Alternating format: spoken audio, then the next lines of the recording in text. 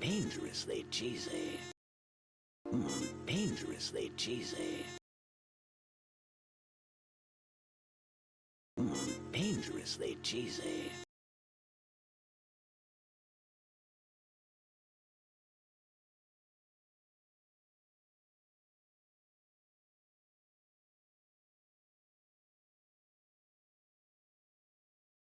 Dangerously cheesy.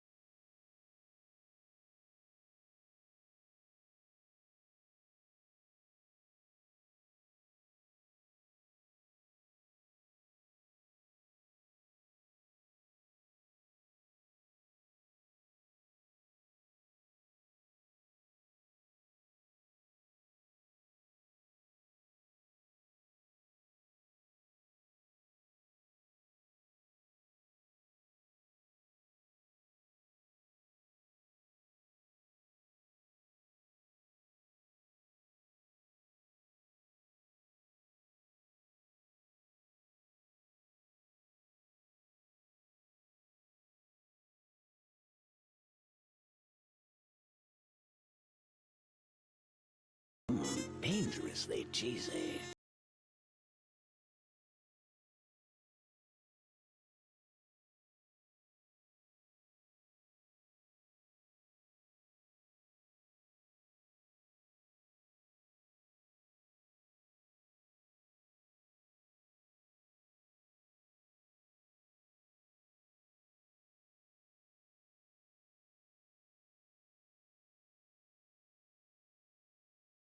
Dangerously cheesy.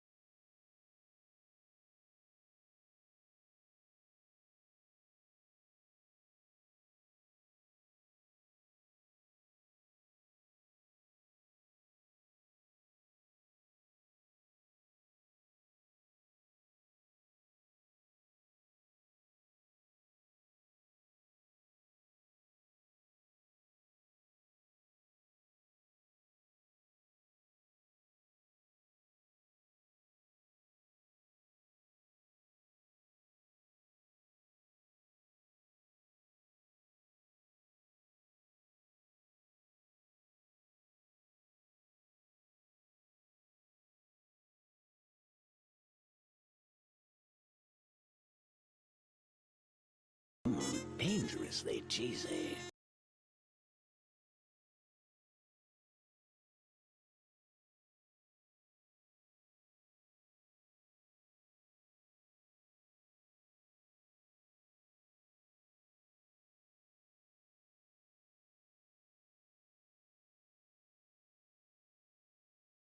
Dangerously cheesy.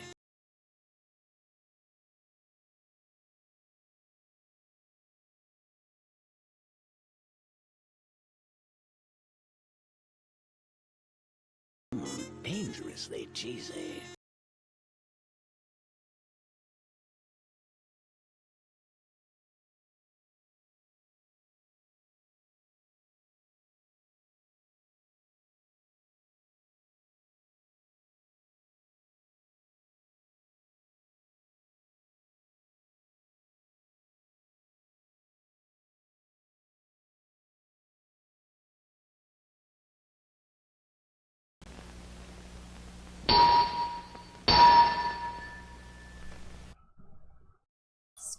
Scree. Hello, hello, hello. Welcome in, guys. Scrum. How is everybody? Hold on, I'm switching my Spotify. There we go. Hi, Rad. I see that Kiri was the first Cheeto tonight. Welcome in. Thank you, Kiri. Thank you for the Cheetos, Rad, Vendaris, Sundrake, Mary, Amari, Gruz, Slimy Jade. That's me. That's you. And Bash. Hi, Red. So excited. Me too, Gruz. Me too. Welcome in. Who else is excited? Avia Trotter.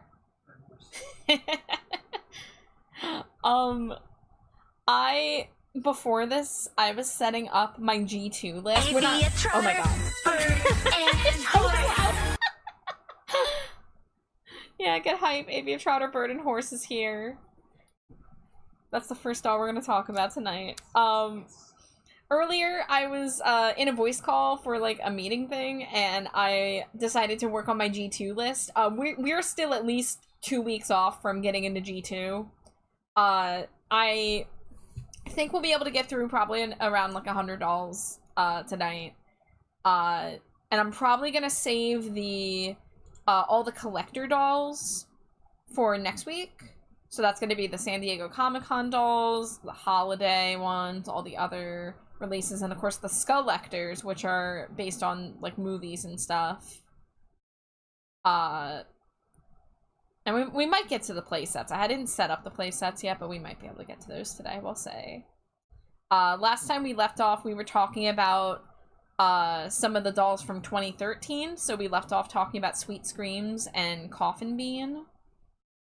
And tonight we're going to start off with Freaky Fusions, which I'm excited about. Smooch the wife. Wow. But I hope everyone's having a nice weekend. Me and Jade had a delicious dinner. We had pierogies with kielbasa and fried onions. And peppers. So that was cool. We forgot that we had sour cream, but that's okay. We'll get it tomorrow with the leftovers. Yeah. Mark my words. Yesterday, I was originally considering doing an art stream yesterday, but I ended up in a hyperfixation hole for about 6 hours. Those on the Discords probably saw me post about it. I'm not usually one to make playlists. Playlist making always kind of like, to me, I didn't really know how to like get the vibes, and I would overthink what songs I add and stuff like that. But I'm getting more into playlist making lately, especially so I have music to play on stream. And I decided to make one. It started off as a desire to listen to nostalgia songs that came out in the 90s and 2000s, like when I was a kid, right? I wanted to hear like Pussycat Dolls. I wanted to hear 3 Days Grace. Like, I wanted to hear all like the pop and alt rock that I listened to in middle school. But I decided to expand the playlist because I love having a giant playlist, giant chaotic playlist. And I decided to basically recreate what my iPod looked like the year I graduated high school. So was not limiting myself to only songs that were released in the 2000s. I'm allowing myself older stuff if I found it when I was a kid. And the cutoff date for songs released is 2012, because that's the year I graduated high school. And what I did is I started by looking at radio songs and like things like Now That's What I Call Music, like the set lists for those CDs that came out back then, because I used to collect those. And then as I went, I was like, wait, I can just go look at my MP3 collection on my computer, because I still have the majority of my music collection. I have lost some files from my middle and high school days, specifically any photos that I personally took. I did not have them backed up, but what I did have backed up was my music collection. So my MP3s were meticulously organized and labeled and backed up, because collecting music was like my number one, like, most important thing to me as a teenager. And I used to collect CDs too, so I had a lot of CDs that were burned and ripped to, you know, my iTunes, which now I use Music.ly, but, you know, same difference. So it was really fun. I scrolled through my artist list and I poked around and I was like, I don't remember what this song is, and I'd play it, I'd be like, oh shit, I haven't heard this in like 12 years. So I was able to remind myself of some stuff that I would have absolutely forgotten about had I not downloaded it. And I'm sure there's stuff missing from that list that I could still be adding. One thing I want to do is I want to look at the set lists for the Guitar Hero and Rock Band games, because I know there's songs on there that are iconic that I would like to add to the list. But the playlist is at 2,800 songs roughly right now. And you're probably like, holy shit, how did you make a 3,000 song playlist in one day? There are a lot of full albums. I mean, admittedly, AFI and Green Day and My Chemical Romance and all those like bands that I was really into that I still listen to, I put all the CDs in there that were relevant for the time period. So like, if you put on this playlist, there's still going to be some Davey Havok here and there, but nothing past 2012. Nothing past 2012.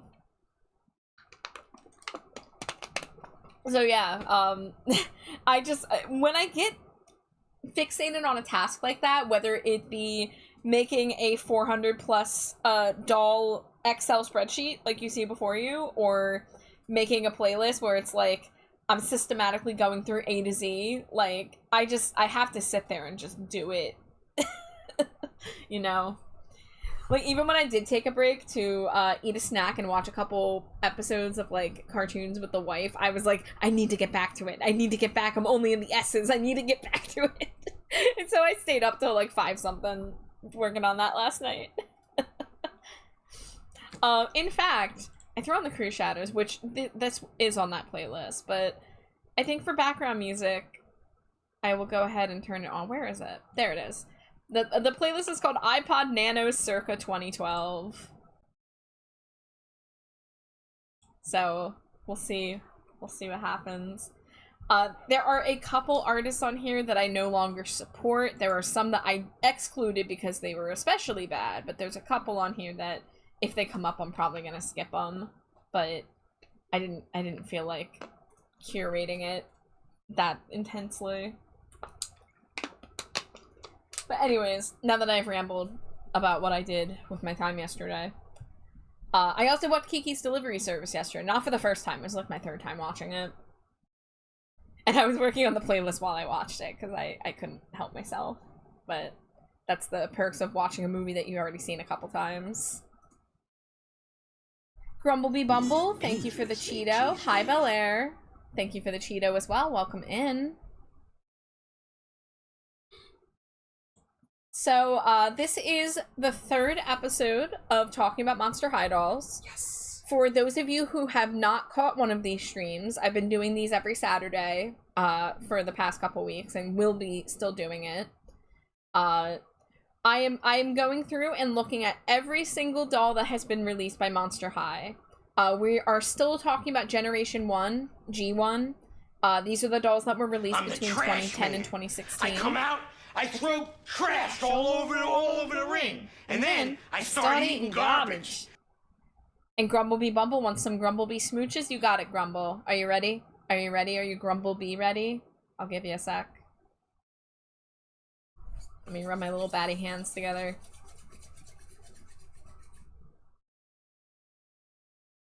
Alright. Grumble be set. The bat smooches be coming in. You ready? You ready? You already said that. Here they come. Scree! Belle, thank you for the lurk. Good luck on Marvel Rivals. I hope you rival all the Marvels. Grumblebee, you're welcome. So, we are, let's see, a little over $200 deep into our tier list and review. So I am showing you guys the dolls as we go and providing context for the characters as much as I can remember, because I kind of forget some of the, you know, canon of like what happens in the cartoons.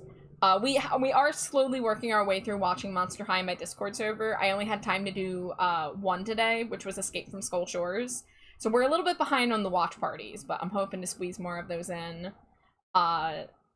Because, you know, a lot of the movies or specials are, you know, tie-ins with the dolls, of course. They're a means to sell the dolls.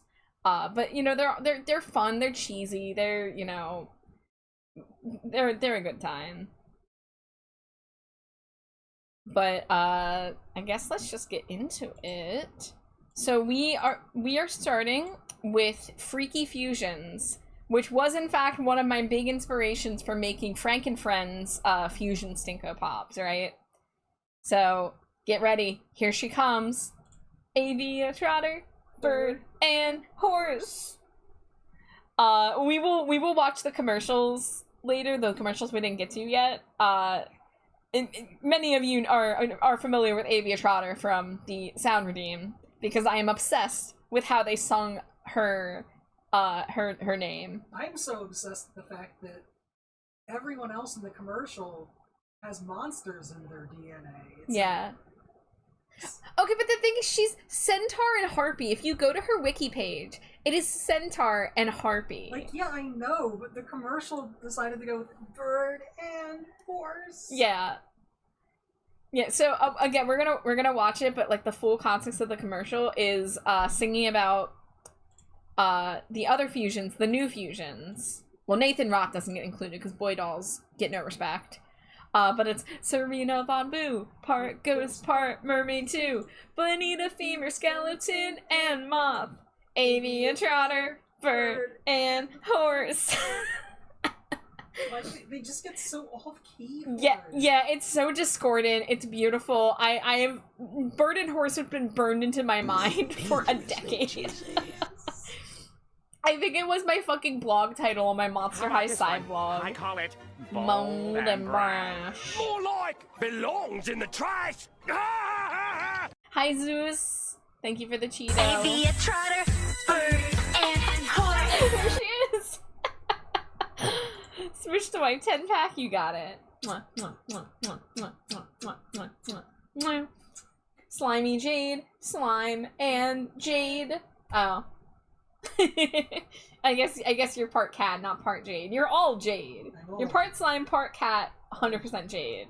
Yeah. Trash, bat, char, trash, and bat. Yeah, we're both freaky fusions if you think about it. We are. Yeah. Welcome back, Kiri. I need to drink a lot of water because we're gonna be yapping. Okay. Alright, so, as you can see, she's the first Centaur doll. I actually own this one. I didn't own it back in the day, because I think around the time Freaky Fusion came out, it was when I stopped having, disposable income for, doll collecting. So I missed out on some of these dolls that we're going to be talking about, but, a few birthdays ago, I think it was about 3 years ago almost now, Jade got me Avia Trotter, Bird and Horse on eBay in perfect condition, and I love her. With the accessory. With the accessory, like, that's so really. She has all of her little, whatever they're fucking called on her legs. She has her saddle. She has her little hat headband. Her wings. Her wings have, like, an ombre on them, if you can tell. There's, like, a little bit of a tealish ombre to the feathered wings. I mean, red and purple and black. You know I am into that color scheme. You can't really see her hair here, but she has a nice ponytail. It looks very nice in person. You can't see it at this angle here, but I assure you it's a nice blue ponytail. Gru says, did you guys see the new King of the Hill opening? Yeah, yeah, me and Jade both individually went through and watched it frame by frame to pick it apart. And yeah, I love that they used it as a time skip, and we got to learn, like, oh, here's Bobby going to college, oh, here's the Hills leaving and a new neighbor moving in, and oh, look, Boomhauer has a wife and kid, like, oh, look, COVID happened and Dale was not masking properly. Like, and Bill was the first one to get sick. Like, there was just like an interesting amount of storytelling with it. I'm guessing Bill probably got sick first because the army base. He's around a lot of people. Yeah. So back to Aviatrata Burning Horse. She's S tier. Oh yeah. She's scarily perfect. Actually, like, she's just so well put together, and she has the equestrian fashion. Like, it's good. Centaur and Harpy, like these are interesting monsters that they mash together. And let's see if we can zoom in a little bit, because we gotta admire some of the makeup too. She gets the like feathered eyeshadow and those purple lips, like, so good. Amari, you're S tier. Amari. Yeah, Jade's right though. Amari is also S tier. Like I said, it's so like angrily, like you're S tier. Amari, you're so S tier. All right. Moving on to one of the other new hybrids. This is Bonita Femur, skeleton and moth, as we've learned from the song. So she's got these like bug moth legs. You can kind of see the fur layering. The skeleton doesn't really come through as much. I think her torso is skeletal, perhaps her hands and arms as well. You can kind of see some weird stuff going on around the neck area. So I think her top half is skeletal and her bottom half is moth, and then she has these really fucking cool wings. Which again, they don't really read skeleton, but they're pretty, so I forgive them. We of course know that black plus pink plus yellow is a goated color combo when it comes to Monster High, but she's not like giving like, oh, this is just a Draculaura knockoff. She's like definitely got her own vibe about her. I like that her hair is primarily blonde, like white blonde, and then she gets the two colored streaks. Like that's nice. And you know, her dress is nice. I like the bottom part of it. I love the shoes. I don't think I'd give her S tier because, like I said, she's not really reading skeleton as much as I would like. Yeah. However, she's a high A tier. Those wings are gorgeous, and she has a great color palette. If she didn't have fangs at first glance, I would think she was some kind of like super kind of fucked up My Little Pony humanoid character. Yeah. Yeah, I've got the Monster High wiki open. I'm looking at who their parents are. I'm trying to maybe oh yeah, this is gonna be like off center. Never mind. Ignore that. I was gonna show the 2D art, but it's not gonna be worth moving things around. But anyways, yeah, Bonita Femur, she's cool. Amari says, I'm gonna eat a whole ass hot dog with Jade one day. Yes. Her mother is a skeleton seamstress, and her father is a cop on the Flyway Patrol when he's a monk. The Flyway Patrol. Yeah, the Flyway Patrol. Great, dad's a cop. And frickin' Aviatrotter was born of like a mad scientist and his assistant, who was the Centaur and a Harpy. Huh. Or maybe just a scientist. I think maybe just a doctor, actually. Swooshed away. Wow! Alright, next up for the hybrids, Nathan Rott. He doesn't get to be in the song. Because again, Monster High hates the male dolls because they don't make as much money. He is a zombie unicorn hybrid. Calls himself a zombicorn. Oh, he calls himself a zombicorn. Okay, alright. So the zombie features come through on his face. You can see some of the flesh is actually molded to be pulled away. That was a bold choice for them to do. I wish it had been, like, painted a little bit more, but, you know, there's only so much you can do about decaying flesh on a kid's doll, I suppose. We got the plastic unicorn horn. That's nice. So interestingly, instead of rainbow, they went with primary colors. Monster High really does love to do with the primary color scheme. We've seen it with Frankie a billion times. We see it with Widona. Now we see it with Nathan. His hair is, you know, something. The shirt's pretty cool. I like the colorful. Now, see, he has more of the skeletal thing going on than Bonita Femur, like, in the shirt area. I guess that's why they didn't give her, like, a printed on ribcage. And then he's got this kind of, like, muscular, artsy pant leg kind of deal going on. I mean, like, I remember that the fandom was, like, kind of torn on him when he came out. In terms of male doll design, I think he's pretty good. I think I'd probably give him a B. Yeah. You know, but like a high B, because he's well put together. Just, you know. Yeah. You know. I don't know. And is that, like, what is he holding? Is that, like, a helmet? Oh, I think that's a hat, maybe? Yeah, because that looks like cutouts for his ears. Yeah. For his unicorn ears. But it was a bold choice. His mother's a horse. His mother's a horse. Like a four-legged unicorn. Yeah. She can turn two-legged and do, like, a two-legged humanoid, but she's just a horse. Uh-huh. Goose says the hair's a little much, but I really like the pants. Yeah, the hair was not a strong part of the design. But I think the outfit is really well put together. And then we've got Serena Von Boo, part ghost, part mermaid too. And I think this is our first mermaid doll. We are going to see more mermaid dolls later, but I think Serena Von Boo was the first mermaid doll. Well, I know we saw Finnegan Wake earlier, but that was a 2015 doll. This is from 2014. Fantastic shade of purple in the hair. The chain details on the tail, wonderful, phenomenal, love it. And then her hands too has this, like, it has a ombre to black instead of an ombre to clear, like some of the other dolls do, the ghost dolls. And her face, like, it's almost like a little bit of translucent, like a pearlescent translucent kind of thing going on. But I think this is a wonderful doll. I might say S tier for this. You know what? Yeah.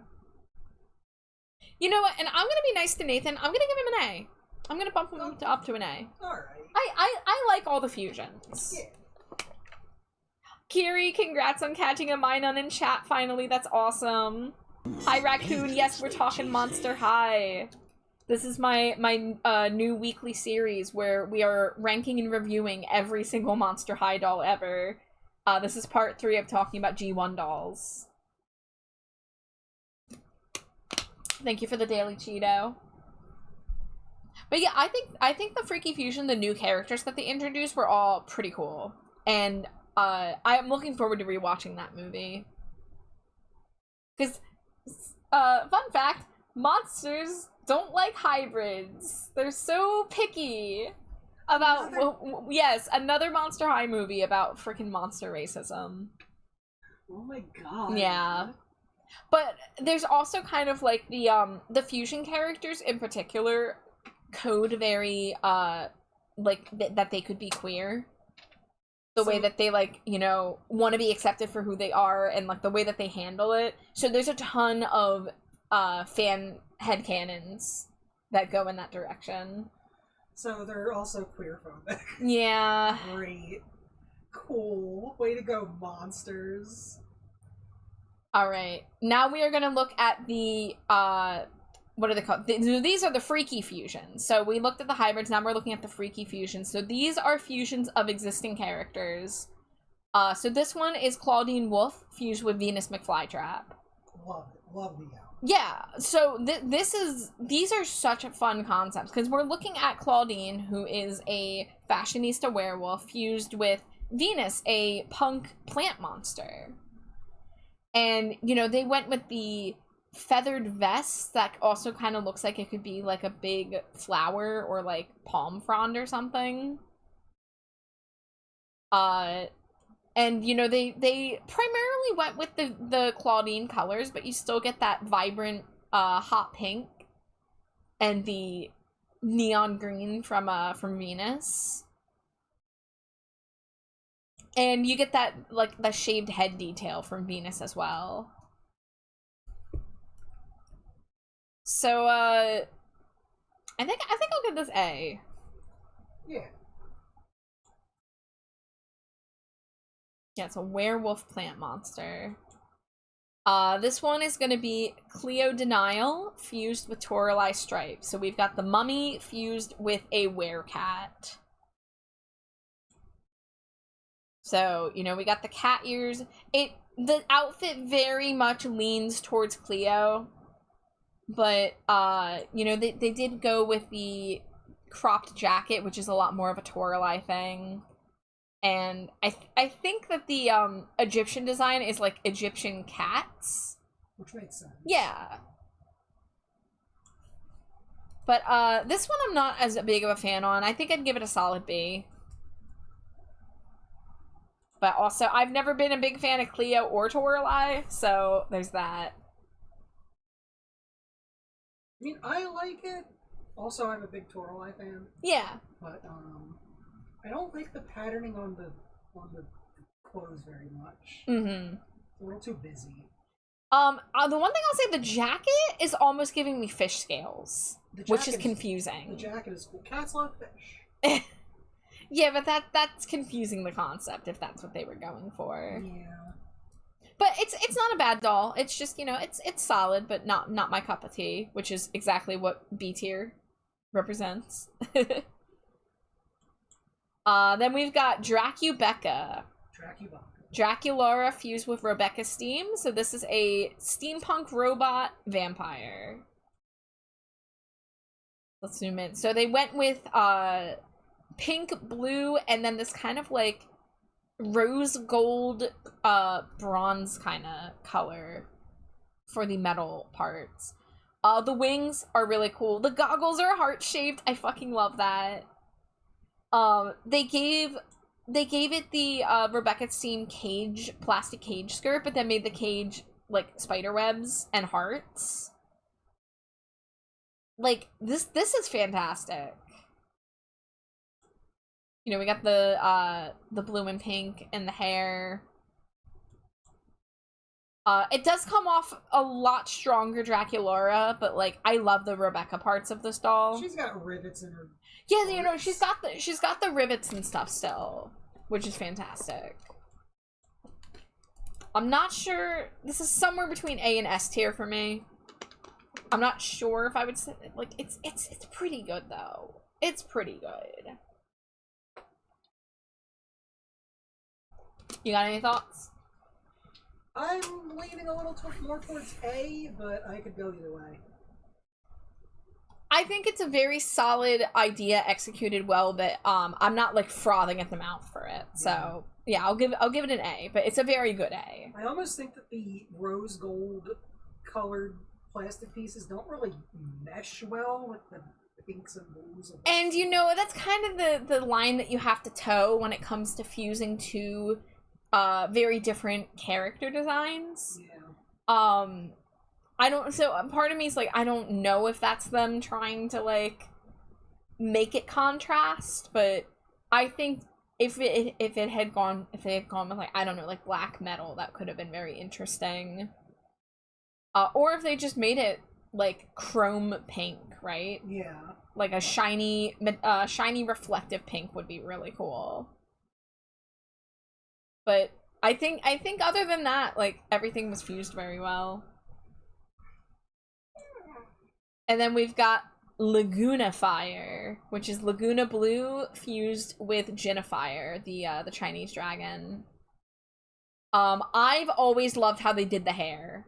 Yes. I they're love so this good. fucking, like, victory roll, this lime green victory roll.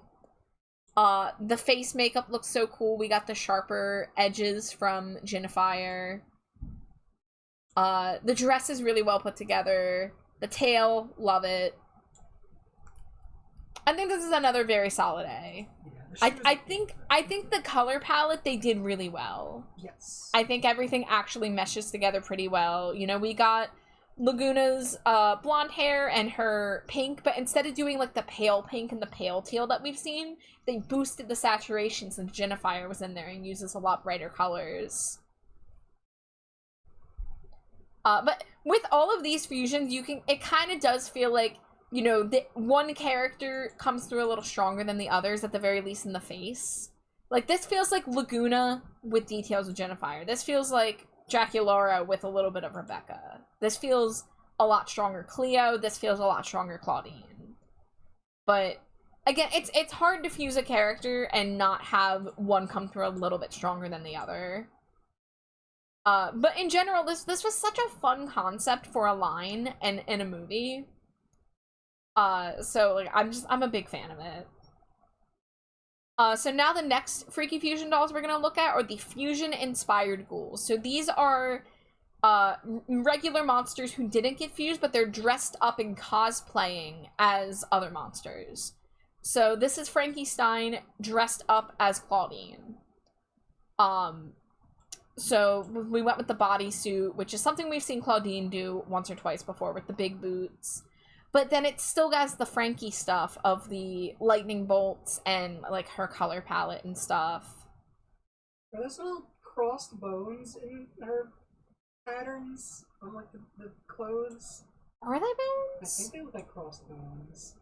Yeah, I think they are. Yeah, those are definitely crossed bones. So the thing about the teeth, Groose, is that for these dressed up characters, for these fusion inspired ghouls, they went with something where it's removable teeth because they're supposed to look like costume fangs.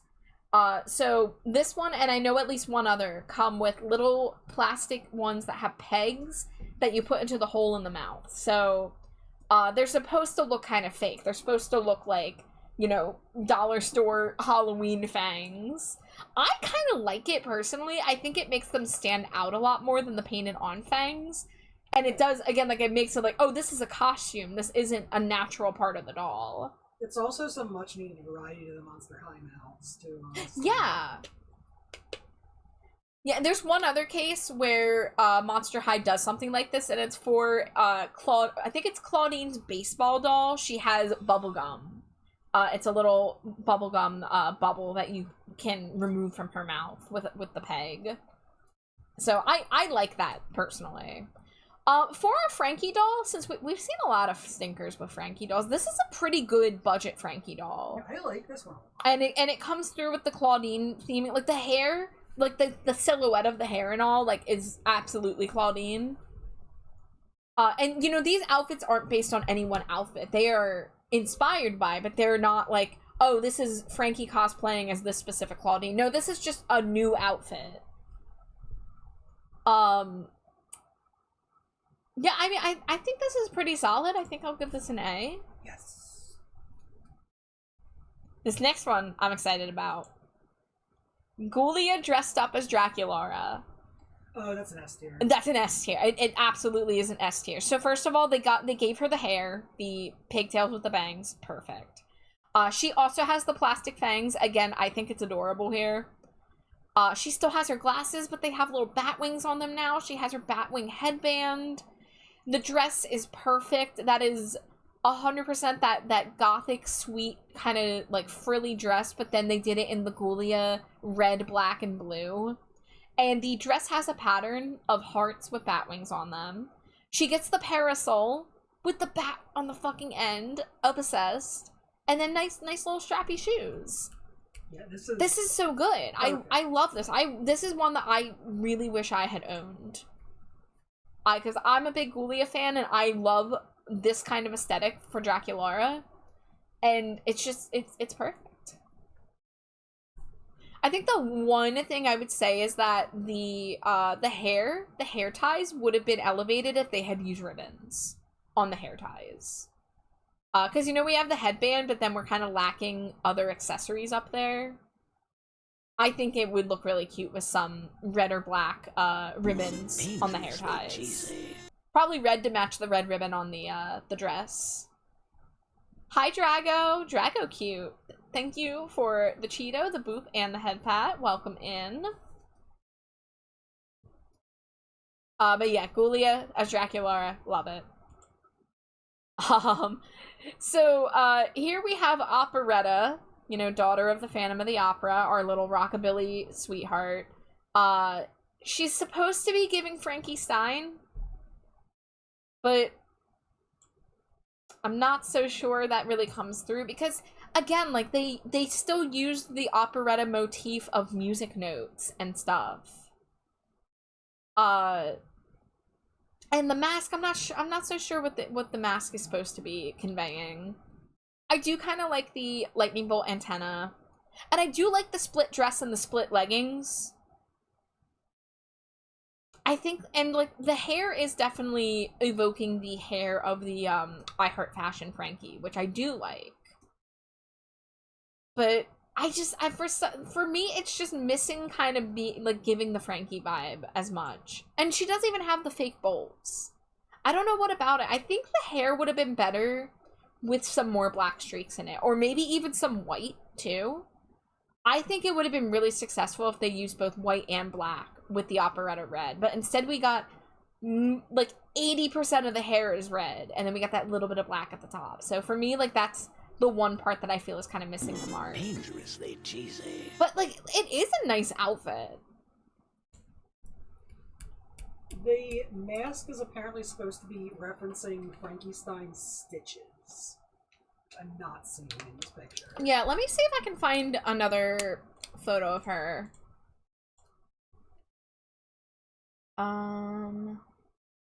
There's the freaky fusions. Where's the, yeah, fusion inspired ghouls. Here we go. Okay, I'm looking at the doll inbox and I kind of see it. I'm not a big fan. My first thought when I saw this was Draculaura. Yeah, that's what I'm saying. Like, it somehow loses both the fact that it's operetta and the fact that it's trying to be Frankie Stein. Yeah. And I don't know why, because like the dress is like really good. I think they should have used more whites and blacks and maybe a little less of this hot pink. They should have brought in a yellow somewhere. Frankenstein's always in that weird yellow we don't tend to like. An operetta doesn't use hot pink usually. No. And it's very rare for Frankie to also use hot pink. I don't think I want to go as far as saying it's a C, but it's like a low B for me. Yeah. Because I just, again, it looks nice. It's a fine outfit. But I just feel like it kind of both lost the operetta-ness and the Frankie-ness of it. No, then that's a C, because B is solid design. C is misses the mark. Yeah, so it's a C, but it's not a C that I hate, you know? Yeah. Like, I like the doll, but it fails at being what it's supposed to be. Exactly. Yeah, exactly. And that's the thing, is I'm judging it not only based on my own preferences, but also, like, did it successfully, like, meet the standards of, like, the concept for the line? I never would have guessed, like, Frankie Stein, and I don't know if I would have guessed operetta upon Yeah, I think the hot pink should have been white. Yeah. I think that's the main area where they missed. I think the hot pink should have been white, and I think the hair should have had more streaks. And that enough would have been enough for me to elevate it from C to A. So that's my thinking of how I would fix this doll. Hi, Skelly. Welcome in. Thank you for the Cheeto. Alright, and then we got one more fusion-inspired ghoul.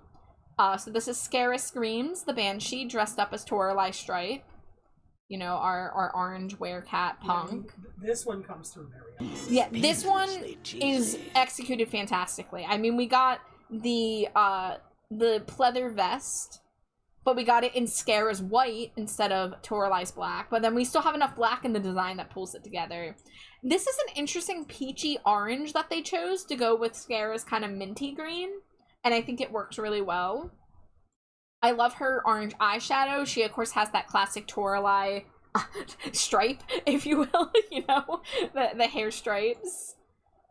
Like this, yeah, this is absolutely, it hits it perfectly. I think I'll give it an A. Also, we have smooches, 10 of them. 10 smooches, you got it. Mwah, mwah, mwah, mwah, mwah, mwah, mwah, mwah, mwah, mwah. And Glow's here. Hi, Glow. Whoa! Thank you for the Cheeto. I hope you're doing well. I hope work is treating you okay this weekend. Yeah, Drago wanted cuties kissing cuties. Cuties kissing cuties. Ah, shucks. Well, thank you. Thank you, as the cutie expert out there.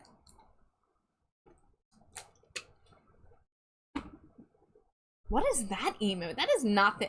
Oh, is that the new heart emote? I don't like that. I'm gonna fix that later. That's a new Nightbot message I set up. But it was supposed to just be a, Like a heart. Why Yeah, it's supposed to be the less than 3, which is usually a purple heart. Why But now is it's that a monkey with monkey? hearts for eyes? Why? Yeah. I don't like that. No. You can change it if you have terrible... Why did they lock the purple heart behind a paywall? Are you kidding me? That's wild. That's You're wild. supposed to earn purple hearts, not just buy them. But yeah, I literally have never seen that before today. Interesting. Oh, someone changed it for Nightbot. I see. Okay. Well, I'll have to look into that, because that's not the emote I want there. But, oh well.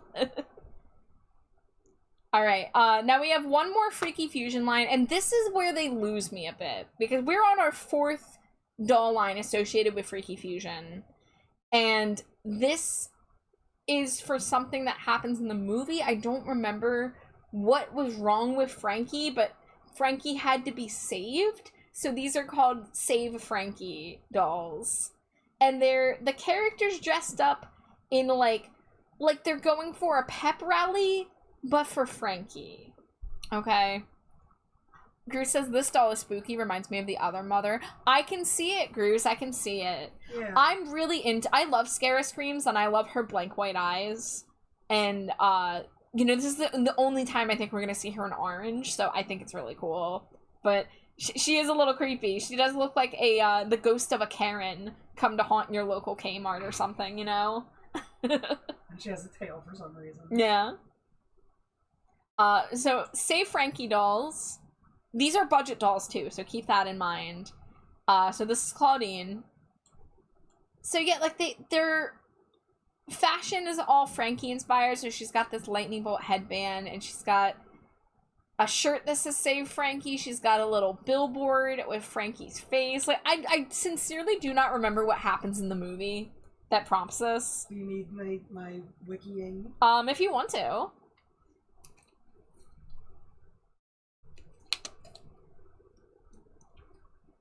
Oh, she's leaving out the lightning bolt on her face like fucking Aladdin Sane. It's not bad for a budget doll. It's fine. The concept of these are a little strange, but I mean, for what it is, I'll give it a B. Because it's a fine Claudine, like, you know, the colors are okay. She's got that, you know, yellow, or like that kind of greenish chartreuse with the purple that always looks nice. So, like, I don't know. Maybe a low B. We got... I guess all of these are gonna have yellow in them, or maybe most of them. Draculara in a t-shirt with ruffles that has Frankie's face on it. The skirt and t-shirt combo's not quite doing it for me. It's not a bad doll, but it's a mid doll for me. So, okay, yeah, Frankie uses all of her Frankenstein energy to save her friends from something. Yeah. And can't be revived, basically. Yeah, and So- because she has a playset, I think, that's, like, for her to recharge after expending all her electrical power to Yeah, do but- this fusion shit. But in the movie, it doesn't work, so instead everyone gets together and shares good Frankie memories to, like, recharge her magically. Okay. Then we got Jackson Jekyll. The hair. The hair. Zombie dirt. I think it's a C. Yeah. But his hair did make me laugh upon seeing it. Also, the shirt is not great. I mean, but that's all the shirts on this line. They get t-shirts that then have some kind of detail to add to the character. So like he gets the yellow collar underneath. That's all right. Yeah. Yeah, but his t-shirt's so different. It's just a bunch of symbols. Well, all other t-shirts are different. I mean, Yeah. you can't really see Claudine super well, but it's not the same as Draculaura's. Well, yeah, but they're both Frankie. Yeah. Claudine's is a drawing of Frankie, and Yeah, the glasses, I know what they're going for. I know what they're trying to go for, because Frankie does use that hexagon pattern quite a lot, because it represents the nuts and bolts. I'm okay with it in theory, but because of the way that they stretch around the head and there's no hair to hide that, it does look kind of goofy in execution. Yeah, so this is a C. It's close to a zombie dirt, but like, it's fine. It's not horrendous. yeah. And then this is Frankie's little recharge station. So, you know, they gave her the blue hair with the yellow that also has blue and black in it. That's a little bit much. I think I got a little dirty. The dress is neat. I like the. It looks very electric. Yeah, let's zoom in a little bit more. Her recharge chamber is very trans and yellow.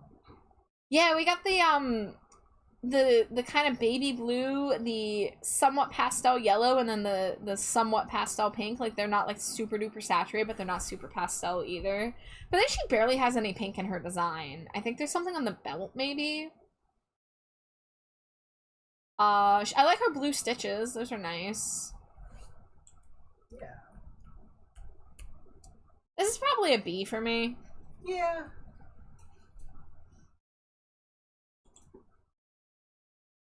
I do like Frankie with blue lips. I'm always a fan of blue lips, Frankie Stein. I agree. Well, no, Yeah. now we're out of the Frankies. Or, I mean, the fusions.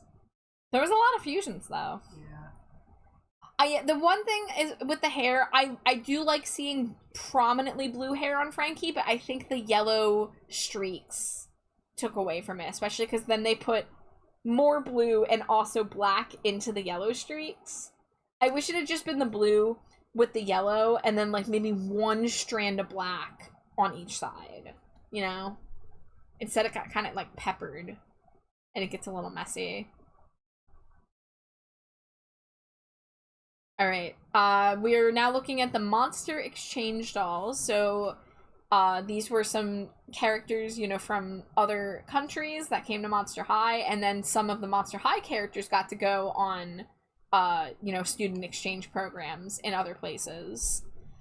So this is Lorna McNessie, who is the daughter of the Loch Ness Monster from, Scotland.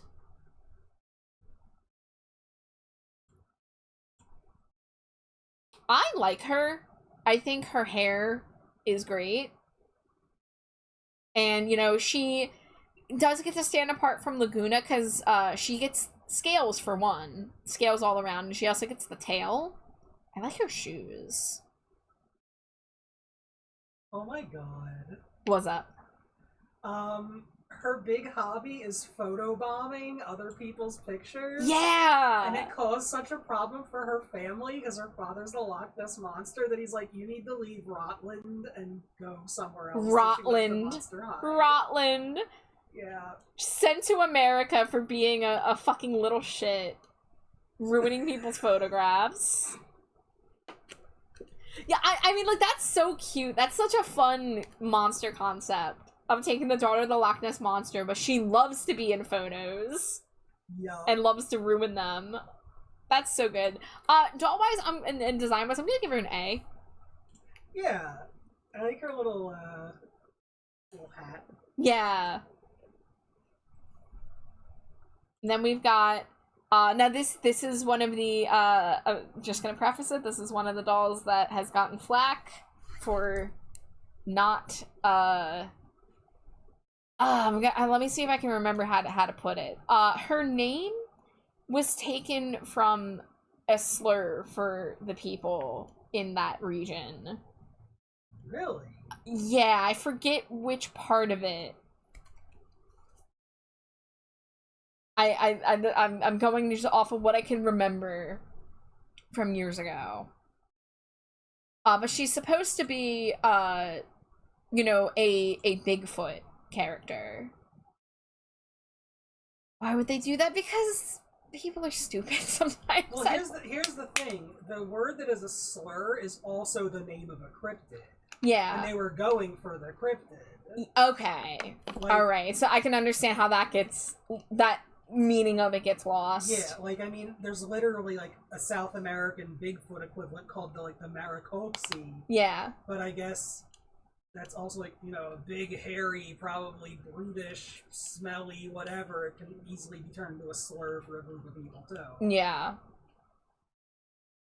But, like, yeah, they should do a little more research, probably. Yeah. I mean, like, I just Googled the name of the monster that she, you know, the daughter of, and basically every result I was finding was about the Sasquatch. It was finally like somebody being like, it's also a racist term. Mm-hmm. So, okay, so that's a little bit of a muddy area.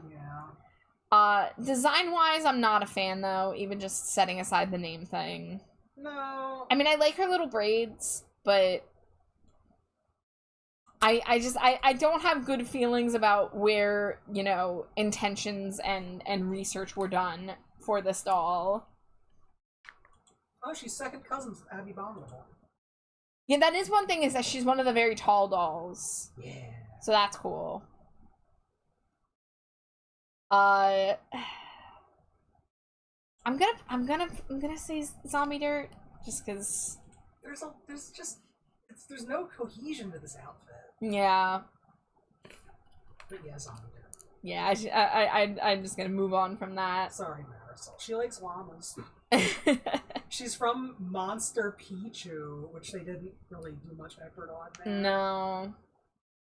I have an ad break coming in, so we won't get too into this, but I can at least probably get most of it done. So this is Draculaura going to Japan, which I believe is Shibuya.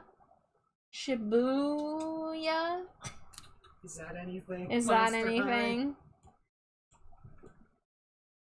And, you know, again, I can't speak on how tactful they were about the Japanese fashion. However, I think this is a very pretty doll. Yeah. I like her headpiece. I like her giant bag. I like her shoes. You know, this is a nice Draculaura. I think I'd give this an A. And then the other monster exchange is Laguna Blue. And I think this is supposed to be Madrid, but they call it Madrid. That's better. I like that more than Yeah. Shibuya. I like Shibuya. It's fine.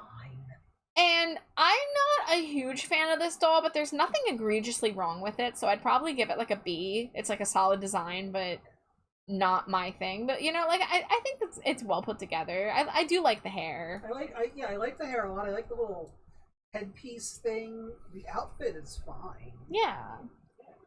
All right, with that, we are on ad break, so I will leave you guys with the dancing stylings of 3D Trash Bat Char, and I'll see you guys in a few minutes.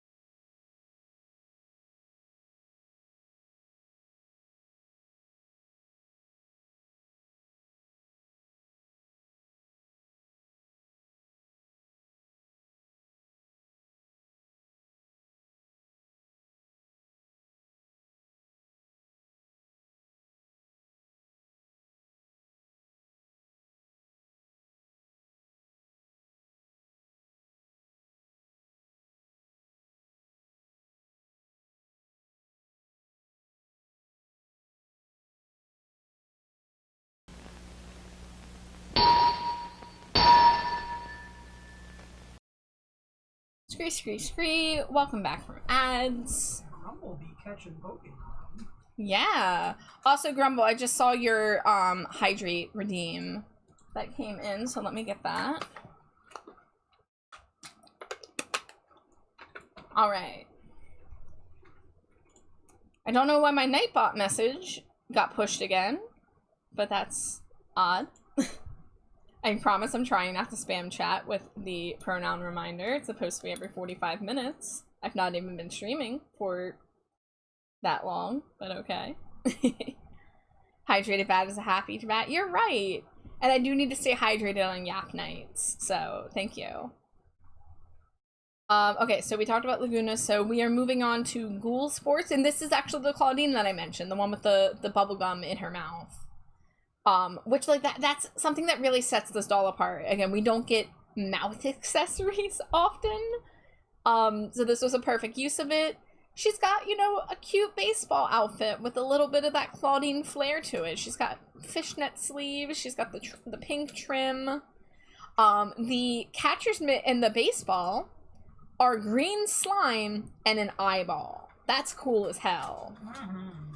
And then her hat's a little dumb looking, but it does have like studs on it to make it like fashionable and you know, Claudine. I'll get this an A. It's really good. She's got the socks with the open-toed shoes though. What are you doing, girl? What are you doing?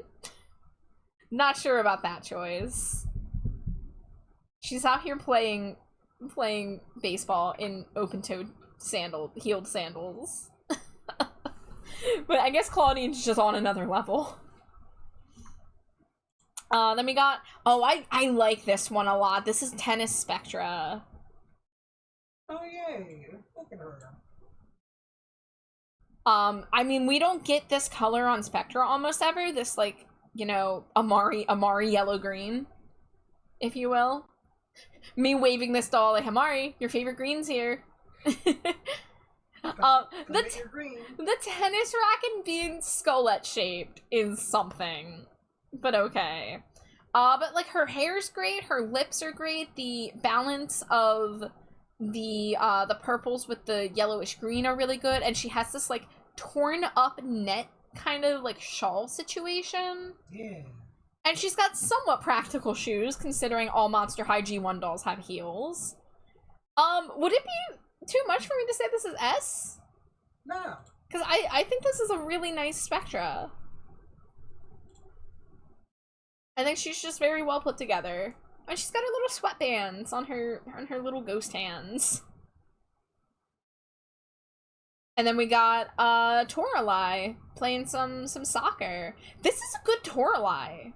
Oh, hell yeah. This is a really good Toralei. The way that she, again, we got the fishnet. I think that's like the thing tying this line together, is that they're all wearing, like, fishnet, but it's, like, you know, sporty fishnet. The hair's kind of interesting. They did her, like, bangs and stuff a little differently. She has, like, a hair tie, which is not something we always see. That's something I was just talking about back with Ghoulia that I would have liked to see. So they do actually do ribbons in the hair sometimes. But the outfit itself is really good. The shin guards, I'm not sure what I'm looking at. I'm not quite sure what those are supposed to be. They kind of look like cats, right? I thought they look like cats. They look like cats clinging onto her shins. They're not good. They're not. I get what they're going for, Yeah. but yeah, they kind of look more like Art Deco. They kind of don't look like anything until you kind of stare at it, and then you're like, oh, that's kind of weird. But like, this is a pretty good doll still. I think I'll give it a B, but like all these sports dolls were pretty well done. They're not like they're not generic in the way that other sports dolls or like the cheerleading dolls, like where they are very copy paste. They're very individually tailored, and I appreciate that. Yeah. We are moving on to Gloom and Bloom. We talked about Amanita Nightshade a while ago. She was the corpse flower plant monster with the green skin and dark purple hair. So Gloom and Bloom is the line that kind of like came along with that. So these are all like gothic tea party in the garden themed. So we're starting with Catherine Deneuve, the French Catgirl artist. This is a great Catherine. I love her dark lips. I love her hair. It's a nice dress. We've got that yellow chartreuse getting paired with purple again. They realized how good of a color combo that was. Look at these shoes. Hold up. What is... They're like... They get the flowers blooming out of them and then this really delicate filigree. Like, that's lovely. I'll give it an A for now, but I'll consider once I look at the rest of these if any of these need to be S tier. But this is really gorgeous. Then we got Cleo. Different vibe. We still got the flowers blooming on the shoes, so very gorgeous shoes. The flower headband. Her outfit is not bad, but it's a little confusing. Because the dress part's kind of bulky and there's multiple sheer patterns going on. Like, we have vertical stripes and then horizontal stripes on the strappies. That feels a little bit much to me, personally. That aside, I mean, this is a Cleo with blue highlights. I mean, she always looks good in blue and gold. I think I'll give it a B. Because like I said, the dress is just a little busy and confusing. But like other than that, you know, it's a pretty good Cleo. Now we have Jean Doolittle, who is a ghoul that we put in zombie dirt during her first appearance. This is, I think, the only other Jean Doolittle doll, or one of the only others. Ignoring the fact that she still doesn't immediately read, oh, she's a jungle monster. Her skirt's awesome. Yes. The whole outfit is really nice. The hair a little lacking. You know, and she's got the flower shoes. Not as strong as the other Gloom and Bloom dolls we've seen, but definitely an improvement for Jane. If I give it a B, it's a low B. But I don't think it's strong enough to be a C. What do you think, Jade? Yeah, I'd say B. Well, nah, B. Yeah. Yeah, I'm a little questioning if it's C just because it's Jane Doolittle and, you know, none of her characteristics are very strong. You know, she is just kind of like a purple skinned girl. But thankfully the Gloom and Bloom concept is so strong that I think it's helping. And giving her flowers, you know, if she's a jungle ghoul, giving her flowers is the way to bring that through more. So I'm here for that. You know, not a doll I would buy, but like, you know, they did all right. Oh, I don't really remember this Jennifer. Her hair is gorgeous. The dress is really nice. I love that like kind of black lace coming through. She's got like the form-fitting purple dress, and then like she's got these like side skirt things that look really nice. I love the shoulder details. The shoes, really good. I think this is an A. I think this is a really nice Jennifer. Yes. And then we got Venus, who, being a plant ghoul, I have high expectations. She's giving very 50s poodle girl. You know what I'm saying? Like she's giving very, like, vintage. Her shoes are fantastic. I'm not the biggest fan of the 100% pulled back high ponytail. And this is something that we see Monster High do a lot. I was looking at G2 dolls today, and they really love to do that because it's one of the cheap ways where you can get away with not fully rooting a doll's hair. Because if you pull it back into a high ponytail, you have an area that you can leave bald that if you never take the hair out, you'll never see it. But then that, you know, comes with its caveats. But, like, this Venus is just kind of missing some of her edge. She doesn't have any of her shaved details. She doesn't have any kind of punk edge to her outfit.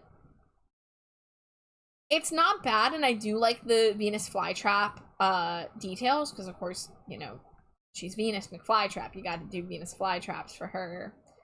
But kind of weak for a Gloom and Bloom doll. I think I'm gonna give this a C. I think I'm gonna be a little hard on it.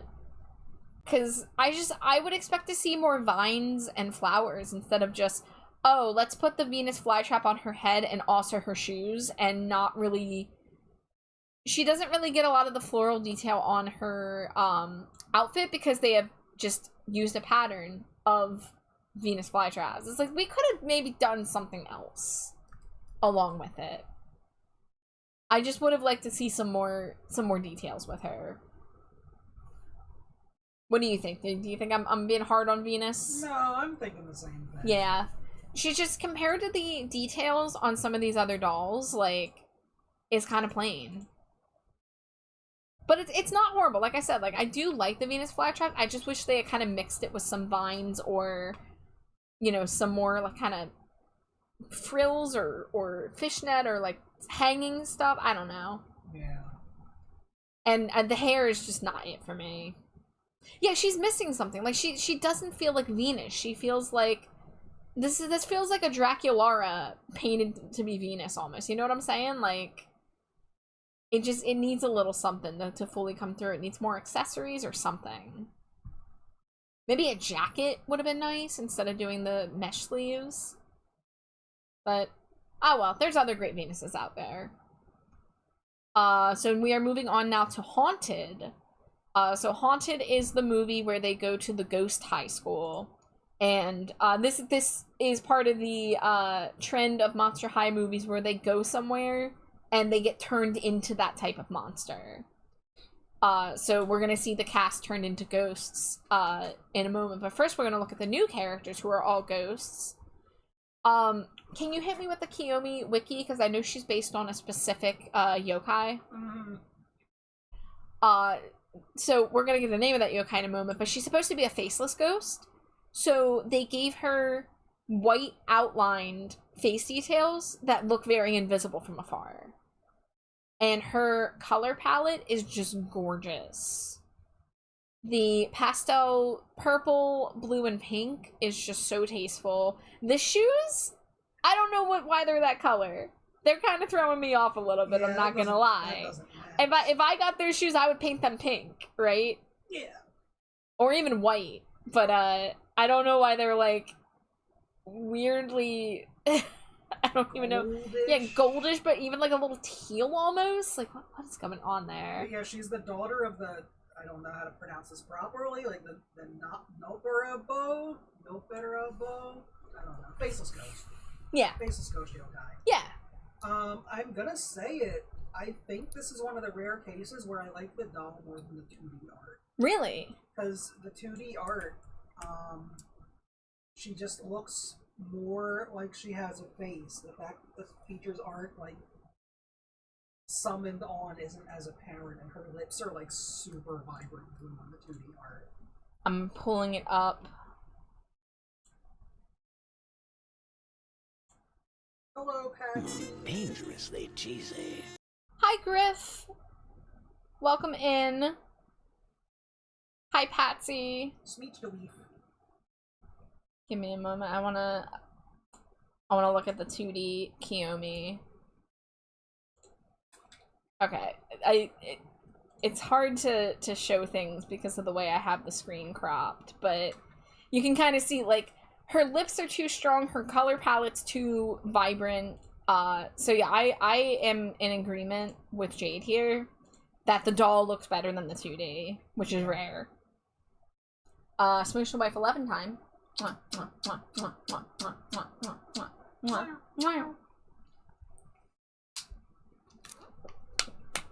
Get a little water. I would almost say that this is an S, if not the sh- But shoes can be painted. That's the thing. If an accessory is off, I mean, granted, we're judging it based on what we're seeing.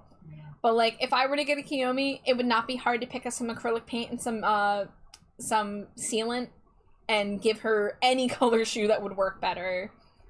And if you either color match that pink, give her white, give her blue, give her purple, like, any of those colors would be fine. I think even black would look better than what they gave her.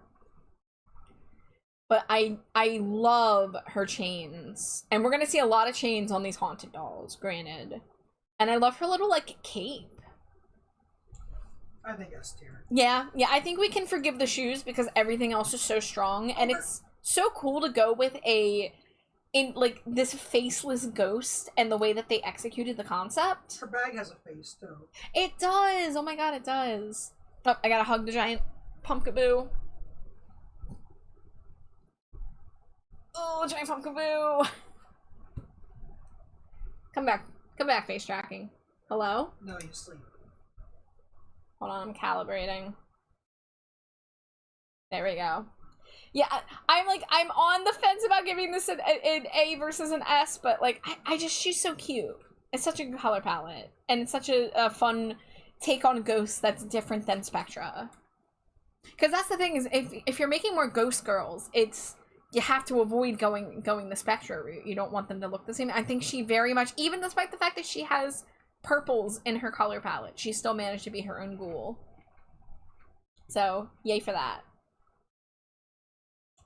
Next up, Portergeist, who is the male doll added. And I will say he is probably one of the strongest male dolls we see in G1. Or ever, really, if we're talking. So he commits crimes. He does graffiti art.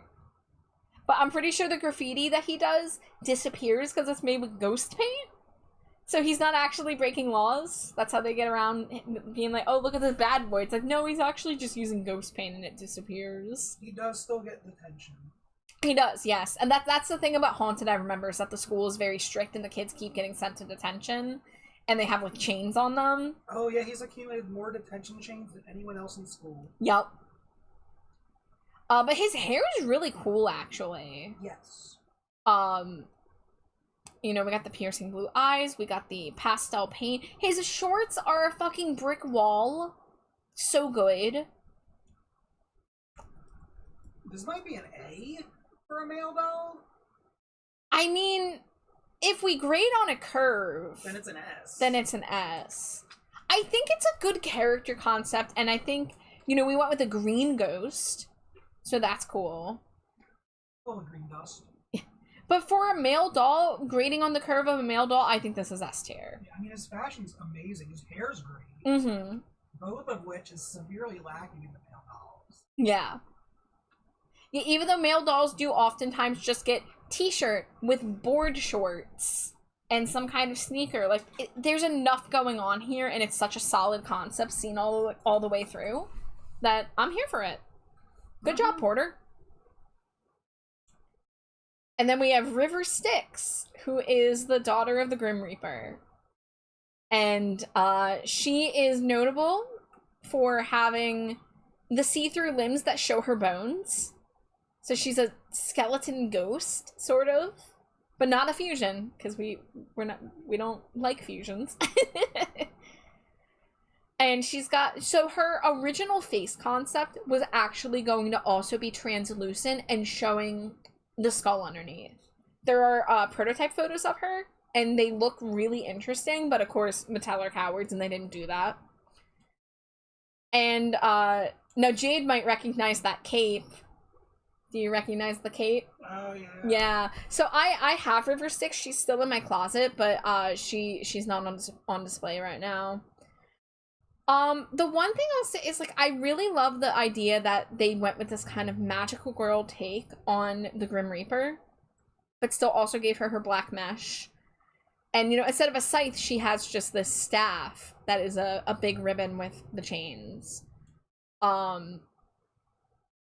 And her belt, like, those chains that you're seeing, they're all molded to be set in those positions where they look flowy. Can I just say, I kind of hate her nose. Yeah, I mean, I know what they were going for, but yeah. I I don't know, like, something about her doesn't come together fully for me. I think there might be a little too many colors going on. I think her dress is great. Yeah. But I think the greenish is at odds with her baby blue and pale pink. And, you know, they gave her this blue translucent on the shoes that doesn't really match with the blues that you see in the other parts of the design. I think I would have rather them stick with, you know, maybe bringing those blues to be purple or pink. I know, like, she does end up having a similar color palette to Kiyomi, if that's the case, but something about the colors are not meshing fully. But, like, I do love her chains and ribbons, and I love her concept. So, like, I think I'll give her an A. Get back, get back, get back. No! Come back. So I have to Control Z every time I make them bigger and move them around. Or do I want to give this a B tier? I think I'm gonna give this a B, actually. Yeah. I want to like it more. But, you know, like, I own her, and I haven't felt the need to put her on display, so that's a little telling. One thing is that my staff is bent now, too. The plastic got bent from being in storage, so she's a little beat up. But yeah, I think, like, I would either want to see the hair changed or something. Now, this is the case, I think her 2D art does look cooler. But I'm not gonna go digging around for that. And we're still looking at Haunted. So this is Vandella Doubloons, who is a pirate ghost. And she is cool as hell. Okay? She's a ghost that has a fucking peg leg, but like a translucent peg leg. Her dress is really neat. You know, we do have the different patterns, but I feel like they're all balanced pretty well. I love her coral pink details. She's got a lot of like her plastic pieces, like her headpiece and her purse, are all very detailed. I know they're just like solid matte, you know, a single color, but like they have very intricate little shapes in them. Sounds like a pirate ship being attacked by a kraken. Yeah. But it's supposed to look like the feathers and the pirate cap. And then she has that translucent tricorn pirate hat. Uh-huh. I love that. The hair's really gorgeous. Like, this is S tier, I think. Oh, absolutely. You know, it's pretty easy to win when you go with the teal paired with the pink. But again, she's not giving Laguna. She's not reheating Laguna's nachos, you know? Like, she's her own thing. So yeah, I think I'll give this an S. So now we are going to look at the regular ghouls who got turned into ghosts for the movie. Starting with Claudine. Now, one thing we'll see is that they have this kind of eye makeup that's almost like a mask. Hers is kind of harder to see. We'll see it more in the other dolls. Now, like, at first glance, you know, this is a nice Claudine, but I think the pink probably could have been paler. But I like her purple hair. Obviously, you gotta give her gold chains if you're giving her chains. And with the crescent moons, that's pretty good. I like the tulle on the bottom of the dress. The shoes are spot on. I think I'll maybe give this an A. Yeah. I think I would have liked to see the color palette be a little different, but that's okay. Then we got Draculara.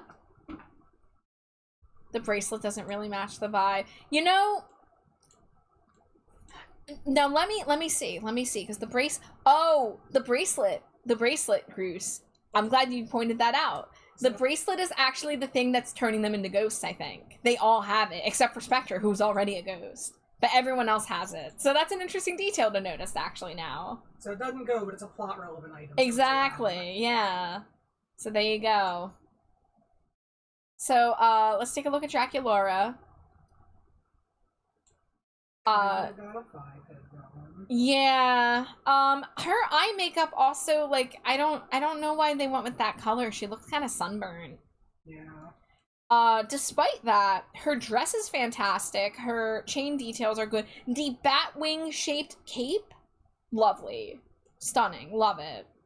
The shoes, they went with that weird color that they did with, Kiyomi. Her hair is a little weird, I do agree.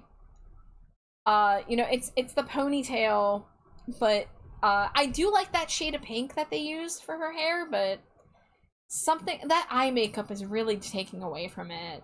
I would have loved to see that eye makeup be, more like the pink you see in the dress, or even something darker.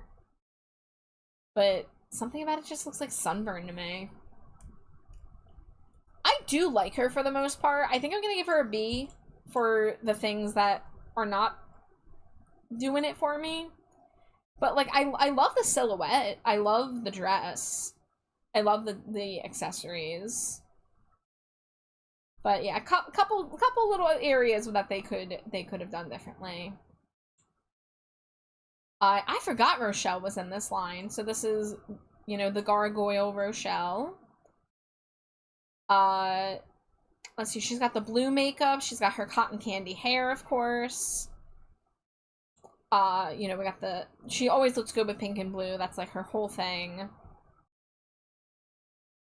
You know, like, not a ton of details. I do like the way that the dress connects to the neck, and the kind of, like, effect that gives.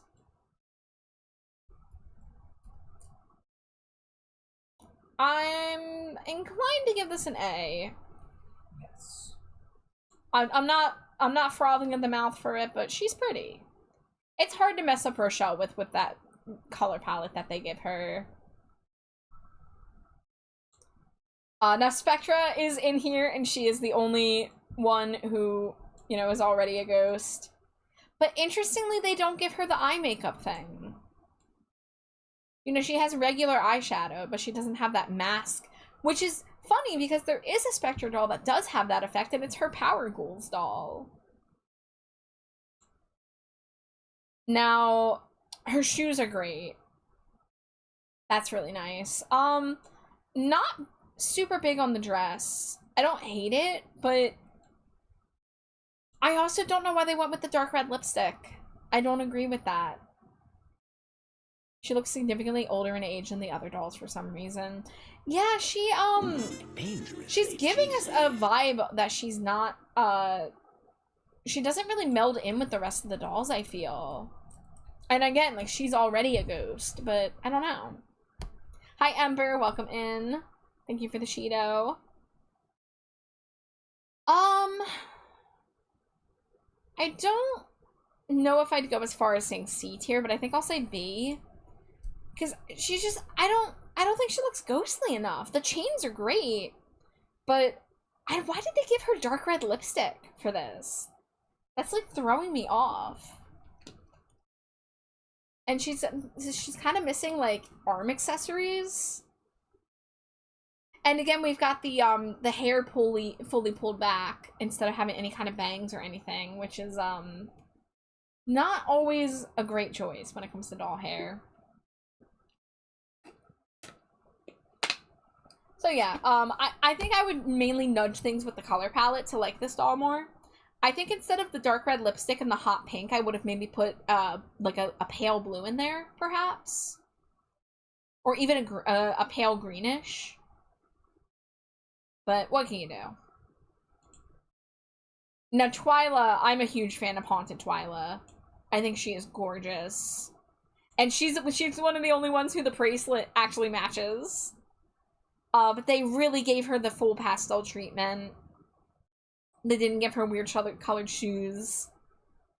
Her eye makeup is perfect. Her hair is gorgeous. I think I'm gonna give her an S. Hell yes. I really love this Twyla, and I'm biased because Twyla's one of my favorites, but it's really nice to see her in pastel colors, because usually we see her with darker detail. She usually has a bit more of a gothic thing to her. I think the one thing is the lip color again. Why did we go with that lip color? I would have even been okay with, like, white lipstick at that point over going with just, like, a normal human red color, you know? But, yeah, I really like Haunted Twyla. Yeah, the lips are not pulling the outfit together, but everything else is really nice. Alright, I believe we're going to be looking at a bunch of budget dolls next. For at least the next couple. Before we get to the next movie tie-in. So, this is, Creepateria, which is to say cafeteria-themed, Cleo Denial. So she comes with her little lunch tray. They gave her purple, which is not something they do a lot. So she has purple and teal in the hair. Hot pink lipstick, not quite doing it for me. The dress is okay. What makes them budget? I thought the budget ones were the ones with stiff limbs. So not all of the budget ones have stiff limbs. That's actually a newer thing that happened. But we're still looking at like 2014 in terms of doll releases. They didn't start doing the unarticulated budget dolls until G2, or like towards the end of G1. Budget dolls came in the slim boxes, but a lot of the budget dolls actually did have full articulation, and sometimes even came with accessories like this one. So like this, you know, a $25 doll, or at 20 as it would have probably been back then, would come with several accessories in a big box, and sometimes come with like a diary or a pet and a doll stand. I think that's one of the other things that set them apart. Budget dolls, I don't think came with doll stands, if I'm not mistaken. That could be one of the things that set them apart too. But in general, the budget dolls tend to have simpler outfits, and sometimes that comes through more than others, but some budget dolls are actually still really detailed back in G1. This Cleo, you know, it's fine. I don't love her. Her outfit has nothing to do with the fact that she's getting lunch, but that's fine. I don't know if I'd give this B or C. You have any thoughts, Jade?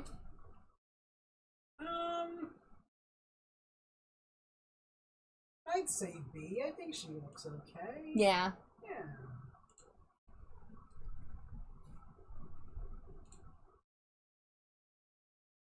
Yeah. She's so beguiling. We got Draculaura.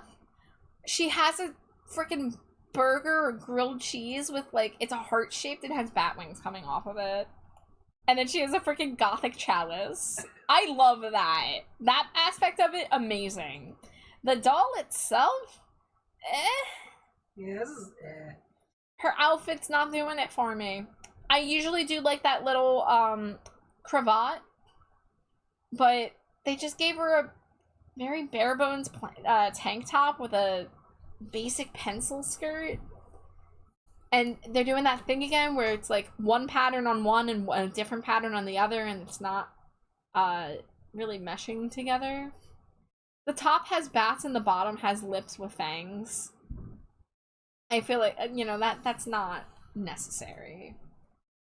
And we do got the yellow, but they didn't go super hard on the yellow. There's like very little yellow in the outfit. Really the main yellow you're getting is on that burger. And the hair is not bad.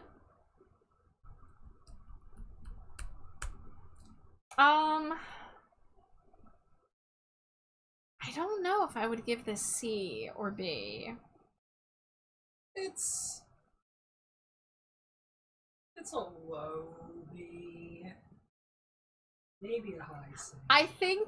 I think her lunch tray is going to be the thing that keeps me giving it a B tier. Yeah.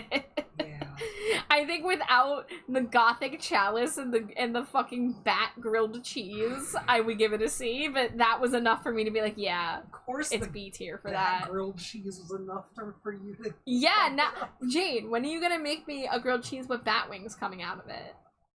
Oh, I could. I could make all bacon bat wings. Oh, can you?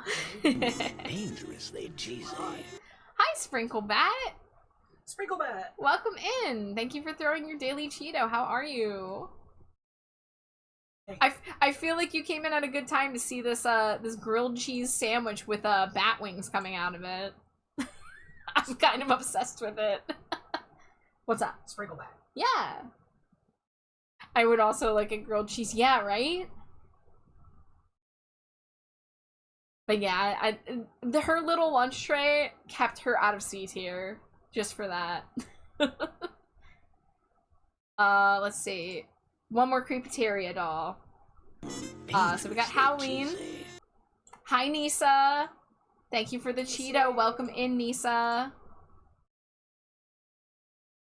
And we've got kind of the same thing with Draculaura. We've got the patterned kind of plain shirt with the patterned pencil skirt. And her hair is not doing it for me. And her lunch isn't as interesting. So No, her lunch ain't saving her, so she's gonna end up C tier. And like the pink in her hair is different from the pink in her from her in her shirt, and is different from the pink on her plastic shoes and bracelet. Yeah. It's losing me. Is this as bad as Zombie Dirt, or is this a? Oh, I mean, it's not good. It's kind of Zombie Dirt. Which is a shame, because... If this is Zombie Dirt, then Draculaura needs to be C, though. Okay, then this is C, because Draculaura can't be. Draculaura does not miss the mark. She has Batwing grilled cheese. Like, you know, like, the shirt would be fine if it was different. I think she would have been better with shorts, personally. Because Howling used to be, like, the tomboy character. And the shoes just need to be a different color. Yeah. The shoes should have been like yellow with black laces, maybe. You know what? You're right. Yay! Hi, Jay. It's good to see you. Welcome in. But yeah, this is almost Zombie Dirt, but I'm not offended by my eyeballs are not offended looking at this. I just don't think it's very good. Let's see, we are doing... Oh, this is Freaky Field Trip. I skipped over Monster Scarage somehow. Well, let me say. Geek Shriek. Where's the Monster Scarage ones? One moment, let me open this up.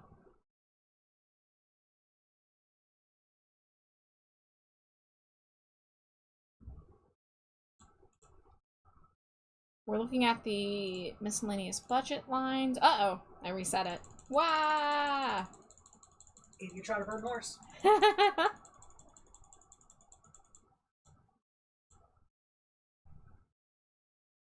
Alright, well, I guess we'll have to come back around to find the Monster Scarage. Thank you, Jade. You're welcome, Jar. So this is Freaky Field Trip. So, again, we're talking about budget dolls. So she is articulated, but her outfit is pretty simple. I think another thing with budget dolls is oftentimes they get recycled shoes and accessories. So they'll get repainted molds that already exist. But this is a boring Claudine. I see what they're trying to do. They're doing this little sash, like that's fine. The pattern's all right, but for a Claudine, this is not really doing it for me. So I'm gonna give her a C. You know, again, not offensive to the eyeballs, but just kind of not doing anything for me. Sometimes the doll's just a little boring, you know. So this is Gigi Grant, daughter of the genie. I like her. In terms of being a simple budget doll, I think she comes together well. I like the way that they did her dress. She's got this kind of like constellation galaxy, and then she's got this blue mesh coming over it. This is good. She's pretty good. She's pretty good for a budget doll. Oh gosh. I don't know what uh-oh. Are we good? Did stream drop? Are we okay? I hit Control Z and a bunch of my sources just, like, freaked out.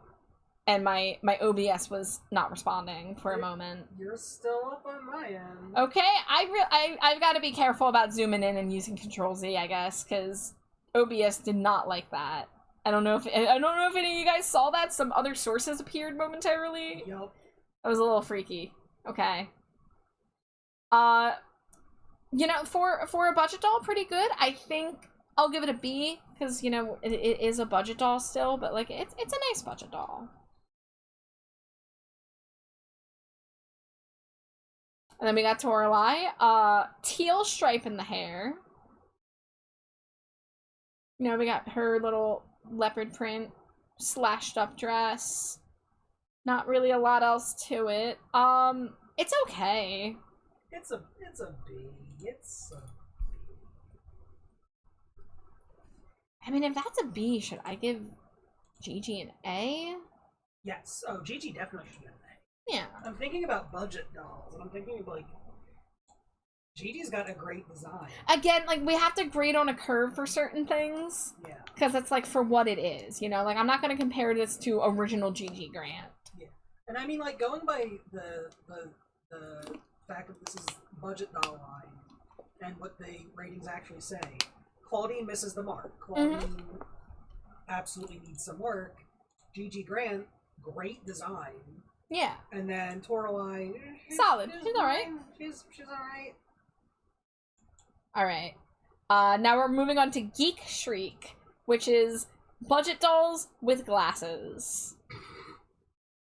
What a concept. So she's got purpley pink snowflake glasses. And then, you know, something that they do with Abby a lot where they just do like a striped sweater with snowflakes on it. And, you know, she's got the purple plastic shoes to match the glasses. She's got that pulled back hairstyle I'm not a fan of. B or C, do you think? I'd say B, personally. Yeah. Like, I think she looks Yeah, let me peek ahead at some of the other Geek Shriek. Yeah, you know what? We'll give her a B. B. We got Caddy Noir with the really thick, like a little bit too thick, white horn rim glasses. I love the concept of putting white horn rim glasses on Caddy, but oh my god, those look like a superhero Yeah, I was mask. gonna say, calm down, tuxedo mask. Yeah, Like, tuxedo Kamen Sama. And I don't like the dress. I don't like the hair. no. This isn't good. I think this might be, at the very least, I think I'm gonna give it a zombie tier. yeah. And you know, I'm thinking about it. I'm gonna go back and give that Creepateria Halloween zombie tier. Yeah. Yeah. I can be a little mean. I can be a little mean about the Yeah. weird, boring I dolls. mean, it's your list. It's my list, baby. I would approach this entirely differently. But I can see what they were going for, but I don't agree with it. And we have another bad G1 Frankie. Ooh. Oh, her hair. Oh, Ooh. Frankie, honey. Why? That's not good. It's not. And again, like the glasses, they made them too thick because they're like, oh, we want to make them colored and have shapes and stuff, but then they just end up looking not even like glasses anymore. Like these might as well be masquerade masks, but then they're also paired with these boring budget dresses. I'm sorry, Frankie. This is a bad Frankie. Ghoulia is handling the assignment better. Yeah, Now, Ghoulia already wears glasses in almost all her dolls. And these are different than the glasses they give her. They gave her taller glasses instead of her classic horn-rimmed. Yeah, I was gonna say, Ghoulia already is Geek Shriek, so, like... Yeah. She looks great with a bow tie. Her skirt, I wish they hadn't given her that pattern of glasses. Yeah. Yeah. Yeah, I really wish they would have just given her maybe like a brain pattern skirt or something. Or even stripes. Or cherries. They do give her cherry patterns a lot. I think because of how much I don't like the pattern, I'm gonna give her a B. I was thinking. But she took the assignment better than most. She does look indeed like a geek, whereas like this doesn't look geeky. This doesn't look geeky. These look like they just threw on some boring dresses and some really cheap glasses. Whereas Ghoulia actually looks like ready to nerd out. You know? Off to the comic book convention. And is this... Oh, it's another Gigi. Okay. I guess they really liked doing budget Gigi dolls in 2014 to 2015. This is not as good as her last doll. The pattern, hold on. There's scorpions, there's Hearts? There's like doodles. Okay. Little bats? Vampire fangs? There's a little too much going on there. Her glasses aren't as egregious as the other ones, but still not quite doing it for me. I like the idea of the hair, but in execution, I'm not loving it. This is a C? This is a C. Sorry, Gigi. No Gigi. And another budget Howleen. They were really into Gigi and Howleen back then. Her shirt, is that a freaking nerdy potato? Oh, it's a hedgehog. Yeah, it's That's right, she's into hedgehogs. Little nerdy hedgehog. This isn't as bad as her Creepateria doll. I kind of like this. Yeah? This actually does read like geek to me. She's got normal looking, non-offensive glasses. She's got a fucking graphic tee with different colored sleeves. Mm-hmm. The hair's nice. The hair's nice. The shoes are inoffensive. The shoes don't, like, clash with the outfit like the last time. I wish she had shorts or like little... Yeah, I'm not really liking this trend of everyone getting the same skirt. Yeah. It's like, it's just like the same silky material with the same cut and just a random pattern on it. But you know, that's budget dolls for you. But for a budget doll, yeah, I'm gonna give this a B. She actually does work. Yeah. I like her yellow glasses. I believe it is now time to look at the... Oh, no, here we go. Here's some monster... Wait. Are these monster Scaratage, or are these... I feel like we looked at these already. I might have to... Hold on. Yeah, these look familiar. Monster Scaratage Operetta. Let's say. Because those just look like the I Love Accessories dolls. Yeah, it says Scaratage Operetta and Scaratage Skeleta. Maybe, I guess they maybe re-release them? Well, I'm not gonna grade them again. We don't have to look at them again. We talked about these dolls already. They're nice. I like that Operetta for the most part. That's an okay Skeleta. Like, okay. But now we're gonna talk about Boo York, Boo York, which was the musical movie that they did in 2015. It was great. I need to rewatch it because I don't really remember it well. I know I watched it, but I don't really remember it. I don't remember either, but I know it was great. Now, do I have...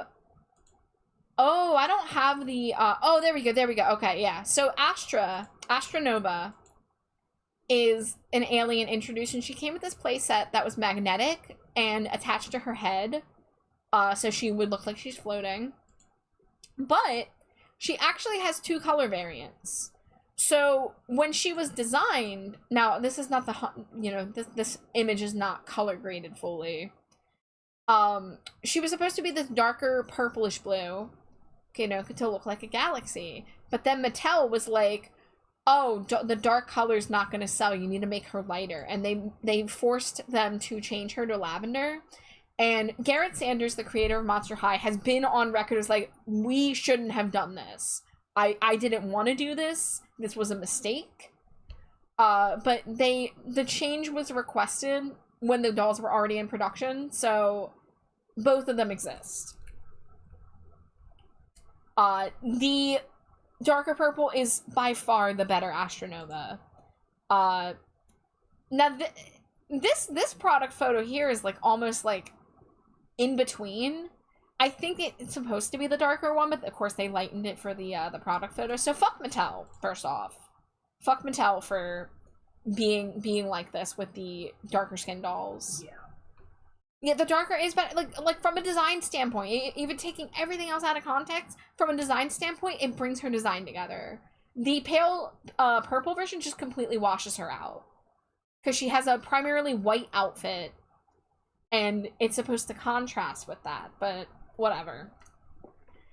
But you know, like I don't love her, but like I do like the idea of this, like of bringing an alien into the series.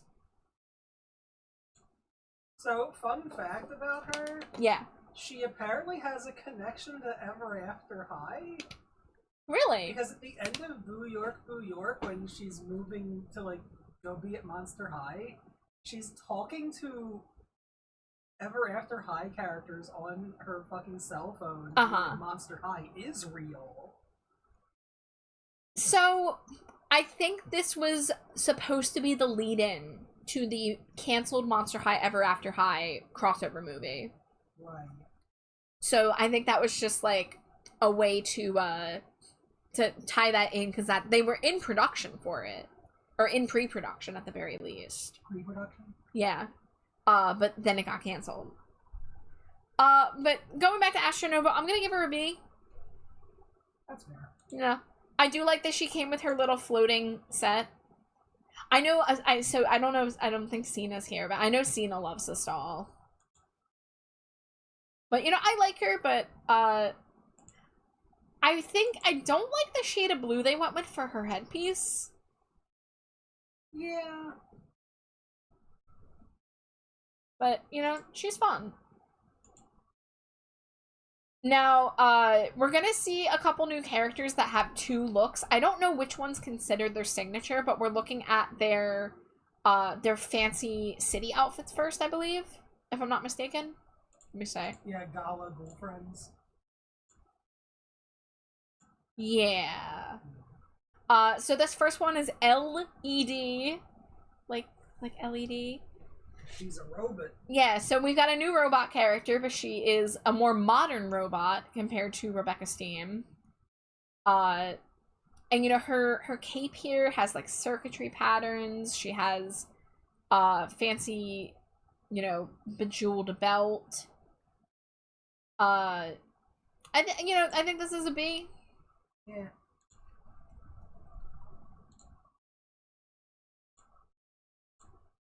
Now this is a great doll. Luna Matthews.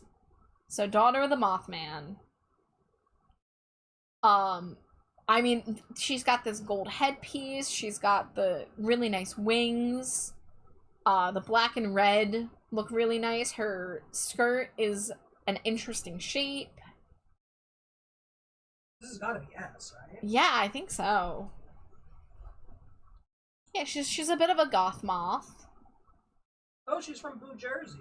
She's from Boo Jersey. She aspires to be a performer on Broadway. Oh my god, good for her. Yeah, Moth Doll Nisa. Isn't she good? And then we've got Mousadie's King, who is the daughter of the Rat King. And they kind of tried to make her look like Cheese, but Jade, you'll know what I'm referencing. She looks like Dusty Rhodes. Oh god, she does! No! Yeah, she's giving big 80s Dusty Rhodes energy. What are you doing, Mousadie? I mean, if they had gone with a yellow shirt with dark circles instead, Yeah. it would have read more as Cheese. It would have. This is reverse cheese. It's reverse Cheese. I like some of this, but I don't like all of it. You know, the hair is nice, the shoulder pieces are interesting. I like that they tried to evoke Cheese imagery, but they did not fully make it. Her skirt's nice, but you know, it's not all fully coming together for me. But I think I'd give it a B. Yeah. Custom roads. Now we've got, these are the budget city dolls. Oh wait, we got an ad break coming in actually, so let me not get too deep into this, because I actually do need to use the bathroom and get a new water. Monster. Gosh, already 2 hours of yapping, huh? You need a Miku Miku dance set to the Monster High music. If only. Nisa says I'm screaming right now because the teaser trailer for the new Frankenstein adaptation just dropped. I'm so ready for November. Nisa, if you want to drop the link to that in the server so I can check it out later, I would love to.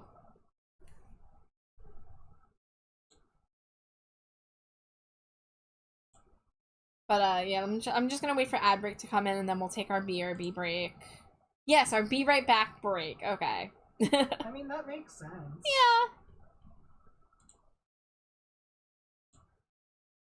Already did. Excellent, excellent. I just wanted to make sure.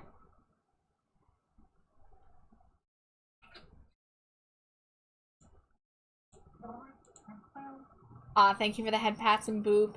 There's the ad break, so I will see you all shortly. Make sure you take care of yourselves too. Scree!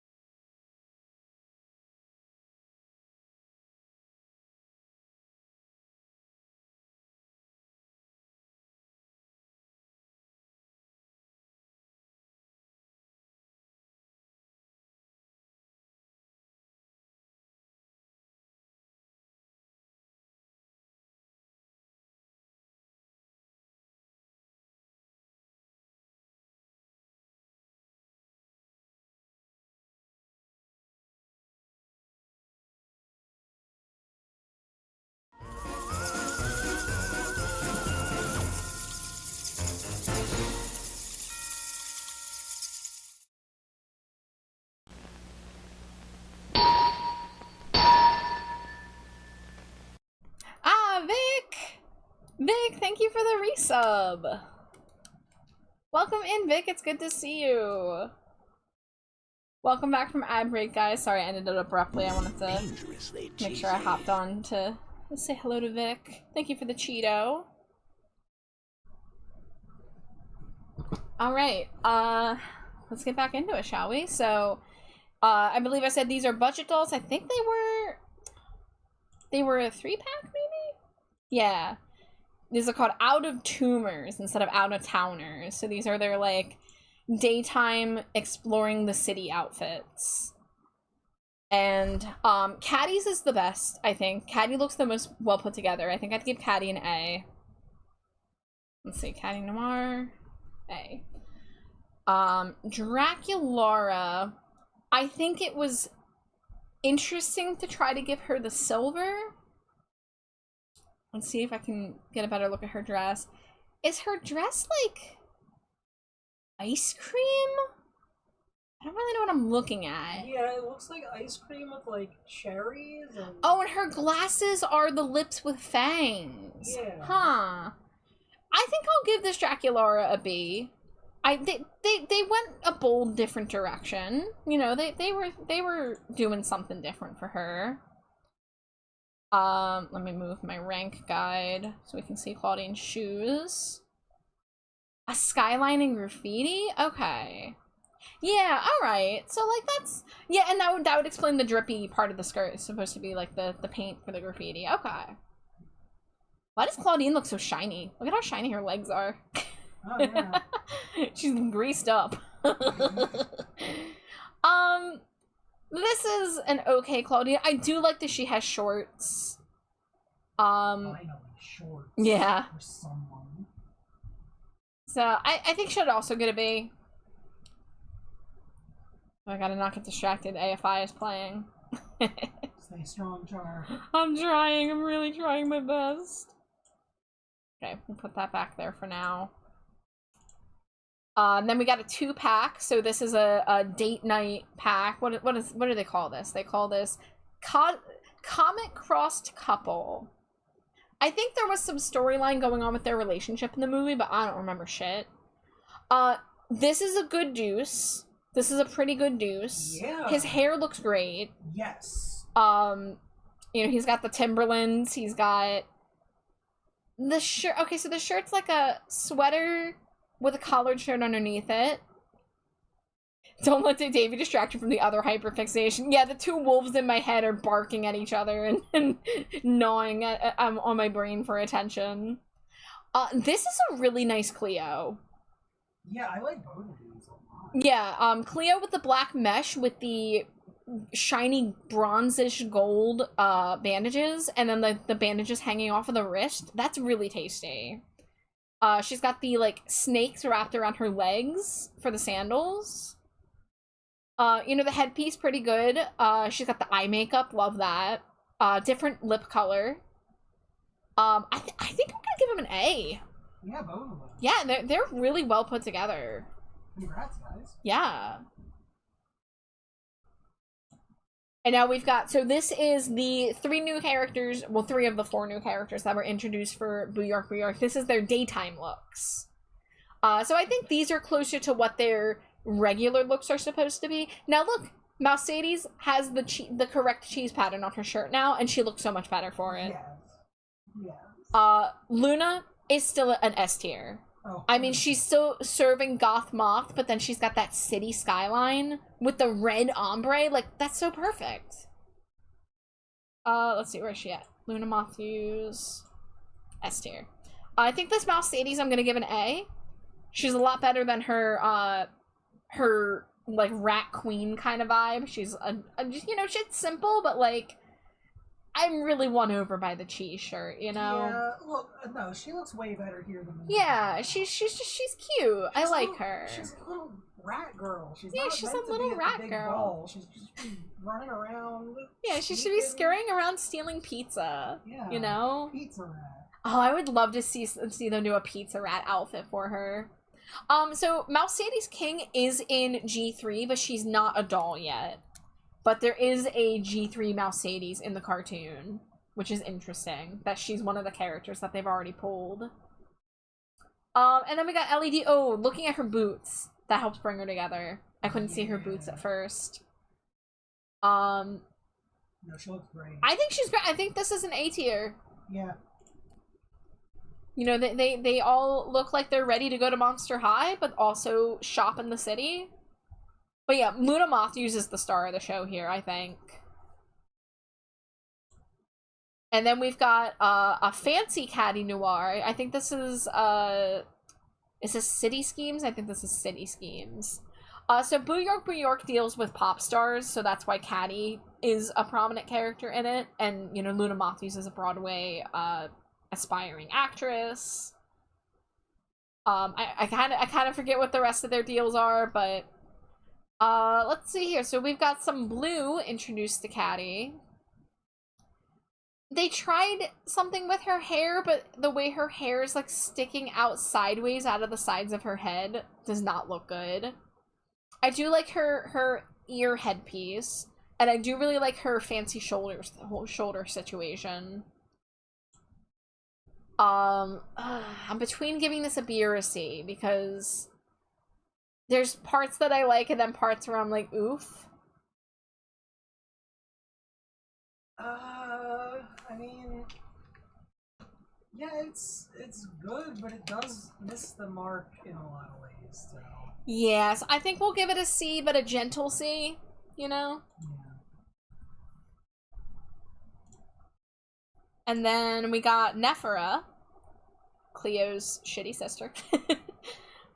I like her headpiece, I like her asymmetric shoulder thing. The hair colors and stuff are pretty, but it has that problem where it's just sticking out of the head again. She's got the snakes on the legs thing, but they're crossed instead of wrapped around like Cleo's are. So she's kind of like got some parallel stuff to Cleo. She's holding a pyramid. She's holding a pyramid in her hand. In her. Unapologetic. You know, I'll say B. It should probably be an A, but I'm gonna give it a B because of my I'm just not big on the denials. Because they act so violent. Yeah. But now we've got even more budget New York dolls. So what's the difference between Out of Tumors and Fright Seers? Aren't they both the same concept of like your out of towners going sightseeing? I don't know. Dangerously cheesy. Probably not. Hi Neo. Thank you for the Cheeto, Neo. I hope you're doing well. Nisa's excited because it's operetta time again. I gotta say, though, Nisa, this is not one of my favorite operettas. Where's her mask? Her mask is connected to her sunglasses. Well, I don't like You can that. see the sunglasses on her head. They're like a palish pink color. She got the music note on the side with the mask, and I don't really know what's going on the left side. I do love the skirt. I was just about to say the skirt I love. She's got her little side bag. The color that they went with for the shoes and the glasses, I'm not here for it. No. And her hair is not good. And it is weird to see her without her mask. I would have rather them kept the glasses on for the product photo. Yeah.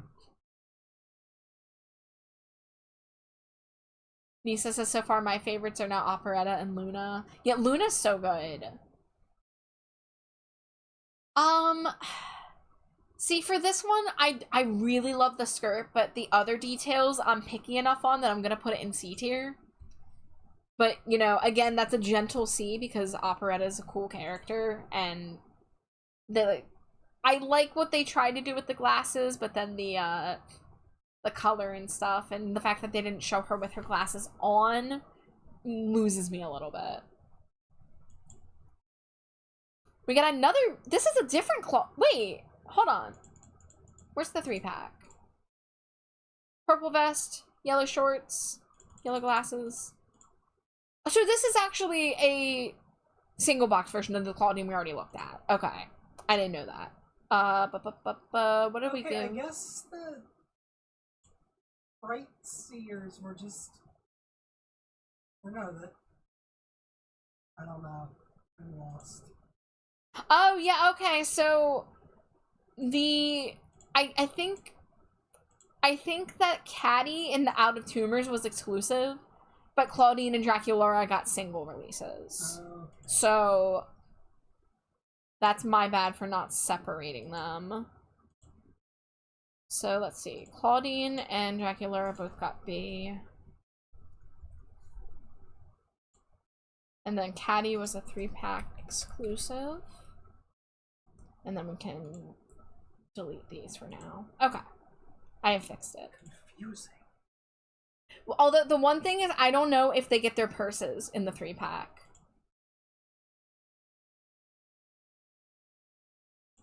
But yeah, you know, we talked about them. They're fine. We're moving on to Freak du Chic, which is the circus/freak show themed Monster High line. Doesn't have a movie attached to it. Now, one thing I wish I could convey with who we are looking at right now is that she is 7 inches taller than the regular dolls. She is a giant slime. I remember seeing her in stores and I was so excited. She just looked so I cool. honestly, I do want to pull up her inbox because the way that they packaged her, I thought was amazing. Her canon height is 15 foot 2 inches. Yeah. Yeah, so she's nearly double the height of the other characters. Okay, so I'm gonna pull up, let's say, we're gonna tuck this away, we're gonna pull up my regular Firefox window. There we go. Let's make this bigger. So there she is, lined up with the rest of the ghouls. Yeah, she's big. Like you hear 7 inches tall, you're like, oh okay, but then like you see her, she's like, oh, she's big. Lord. Bruce, you have her? That's awesome. Nisa says we need a custom doll to make a Slimy Jade. Is Slimy Jade 15 feet tall now? Hell yeah. I would love to do custom Monster High dolls, guys. I cannot tell you how badly I wish I could make doll customs. I feel like I just need to read her background to you. Yeah, I want to show the her packaging. So her packaging, she's in the same size box, but they have her bent over and her hands are pressed against the plastic and they used a cracked glass effect to make it look like she's like too big for the package and she's about to break free. I fucking love that. Yeah, it was that is so good. I would never take her out of the box by now. Yeah, she's just like, oh, so cool. Yeah. What were you gonna say? So she was created as an experiment in a lab by an unnamed lab scientist that just signs his name as RS. Okay. But the scientist thought that a lab was not the right place to raise a baby because, you know, she'd be experimented on constantly. So instead, she was left at a traveling circus as a baby in a jar. What? Yep. She was adopted by the ringmaster and his wife and then began to grow until she was too big for the jar. This baby can't grow up in a lab, so we're gonna shove her in a jar and put her in a circus? Yup. Also, she has earthquake powers. When she gets scared or angry, she can make earthquakes happen. So, like, what movie is she based on? It's like the Attack of the 50-foot whatever, or is it like the Blob or something like that?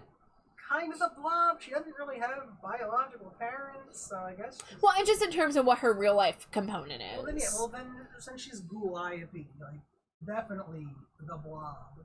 But there's also some, you know, giant woman stuff going on. Yeah. So she's inspired by like 1950s, like, you know, movies. You can see she has the movie reel earrings. And I think her skirt's also kind of giving like movie reels. Yeah.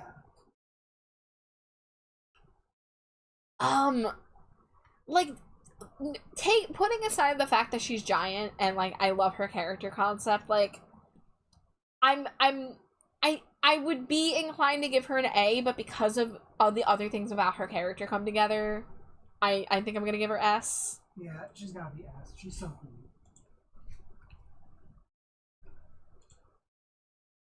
Yeah, Neo says S tier.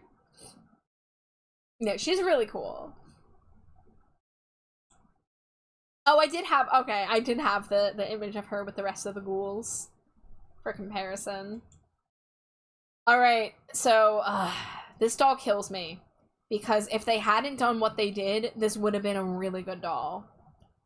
Do you guys know what character this is supposed to be? based on the list, is it Claudine? Would you have gotten that if you hadn't looked at the list? No, I thought she was new. Nope. This is one of the 2 Claudine dolls where, you know, they are either turned into another monster or dressed up in makeup, and out of all the other dolls, she's the only one that they change her skin tone entirely. Yeah. Yeah, you thought Claudine because of the sculpt. Yeah, so, you know, if they had given her, like, clown makeup, that would be one thing. They made her head to toe fucking white. Yeah.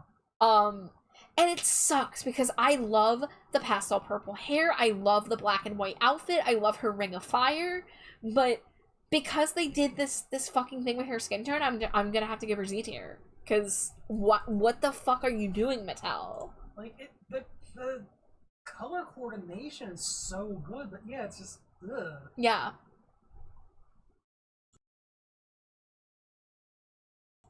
Yeah, it's such a shame, because the whole theme of this, of Freak du Chic is that all the characters are a different part of the circus and have different acts, and she's, like, the ringleader. Like, if they had done white clown makeup on her face, and then kept everything else, you know, her fur, like, that would have been alright. I would have been okay with that, but nobody liked this. Nobody, they never do this with any other doll except Claudine. We're gonna see it again for Great Scarier Reef, I believe. So, yeah, it's a huge change. I love her big black boots. I love her stripy leg. Like, this would have been an S tier doll if they hadn't done that shit.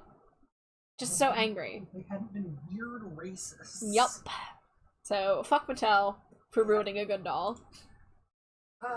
This and then the frickin' Astronova blue. Yeah, it was not a good year for Mattel, revealing how fucking colorist they are. Yeah. Yeah, she would have looked fine with her regular skin tone. Exactly. Yeah. Here we have Frankie. S tier. This is great. Yeah, I mean, for the Freak du Chic dolls are so much fun. You know, we get to really see some different stuff go on, because we don't have to worry, we don't have to worry about the context of them being high schoolers here. We don't have to worry about, like, you know, their personal style. We're just kind of, like, having fun with monsters in a circus. Yeah. But yeah, I love her big top hat, I like her hair, I love her dress, I love her big black boots. I'm gonna give that an S tier. Here, you know, I'm gonna say Z should have, that's gonna, I don't have the room to write all that shit. Y'all will understand, if anyone who looks at Z this. for racism. Yeah. And then we have Honey Swamp, who is she like a trapeze artist, I think? Is that what they're going for? I think she's supposed to hang from that. So she's supposed to look like she's doing little, like, flippies. Let's get a closer look at her. So this is only the second Honey Swamp doll we've ever gotten. I adore her with the purple hair. Yes. And she's actually giving a lot of the stuff that I like about Claudine's outfit, with the black and white stripes and the big boots, but she gets the white boots. I love her little shoulder details. I like her lips. I'll give it an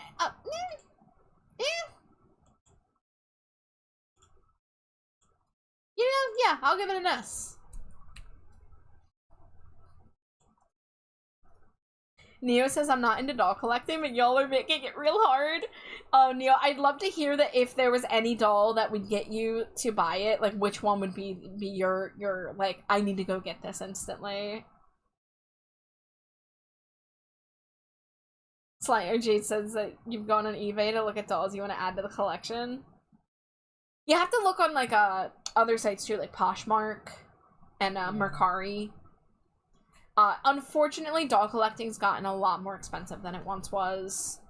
Especially if you're into the G1 dolls. It's unfortunate, but sometimes you can get lucky. Sometimes you get a good-hearted person who is letting go of an old, loved collection and doesn't want to make, like, profit off of it. They just want to make back the money that they paid for it. But, you know, doll collecting communities are very, powerful. They're very passionate. So it's hard to find those opportunities. But the other thing is sometimes people will be out and about in public and they'll go to a garage sale, and the garage sale will be like have an entire Monster High collection that they're selling for like pennies, right? So it's possible to get lucky, but it's a lot harder than it used to be. Now we've got the Genifier, fire juggling, fire breathing. I don't know. She's got like a flaming fan. Somehow they managed to give her like red and green, and it doesn't give Christmas. So good on them for that. Yeah. She's great too. I mean, Yeah, she's really cool. honestly, I love all the Freak to Chic dolls. I'm just gonna give them all S tier probably, except for fucking Claudine, who would have been S tier and would have been my favorite outfit wise. But alas, oh look at this Rochelle. Oh look at her. I love her. Rochelle is honestly who I've been looking at. Honestly, I want a Rochelle. that's one of the things I've noted from this series is that holy shit, Rochelle had a lot of good dolls. Yeah, Rochelle's just like constantly, just like so pretty. Yeah. So cool. Yeah, gorgeous color palette, gorgeous aesthetic, really well executed almost all the time. Yeah.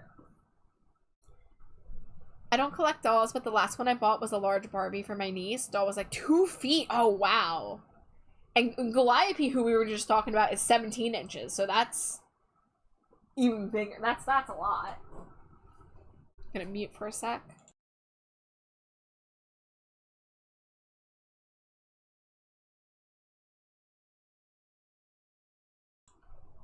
Oh, hell yeah, Lifestyles of the Rich and Famous. Char, do you want the Ghoulia Yelps Funko Pop? No. Are you sure? No, I have my perfect little Ghoulia vinyl figure with her flippy hair. Did you know she got a Funko? No, I didn't. Yeah. Huh. I'm sending it. But yeah, this is another S tier. I just think Free to Chic is so cool. I wish I was collecting dolls during this time, but this was the 2015, I believe, was the year that I sold my collection. So sad. Rochelle looks like she came with a playset, actually. She had a little swing, came with like a funhouse mirror and like little cutout. That's definitely supposed to be Manny Tar. Toralei is gonna be not an S tier for me. I do love her little parasol. Yeah.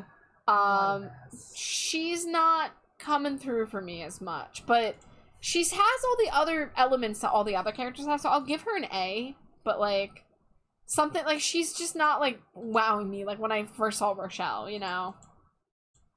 Now Twyla's an S tier.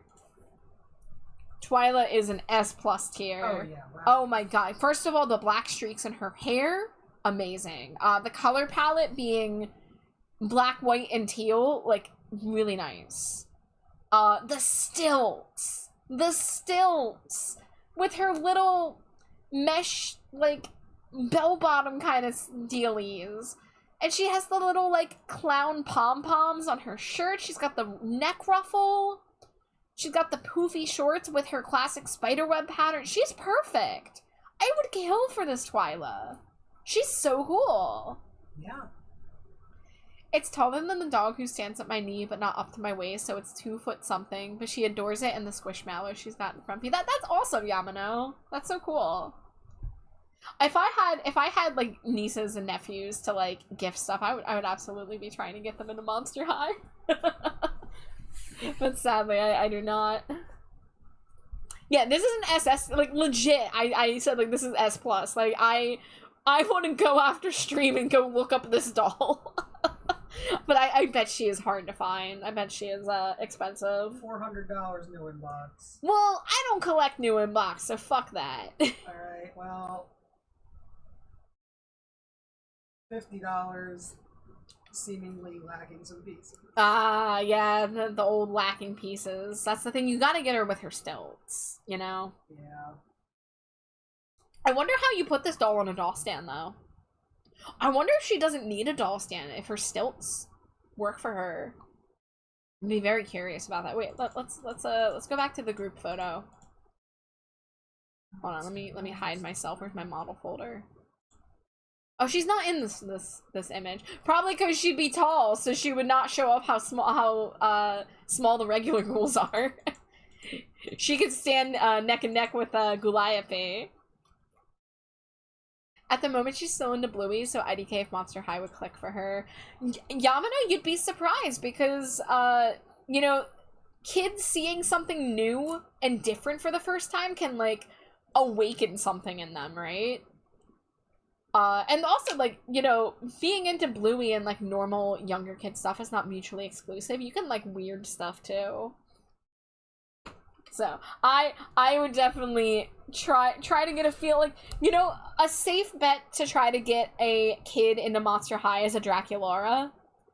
Because, like, she's cute, but she also has a tiny little bit of that gothic flair.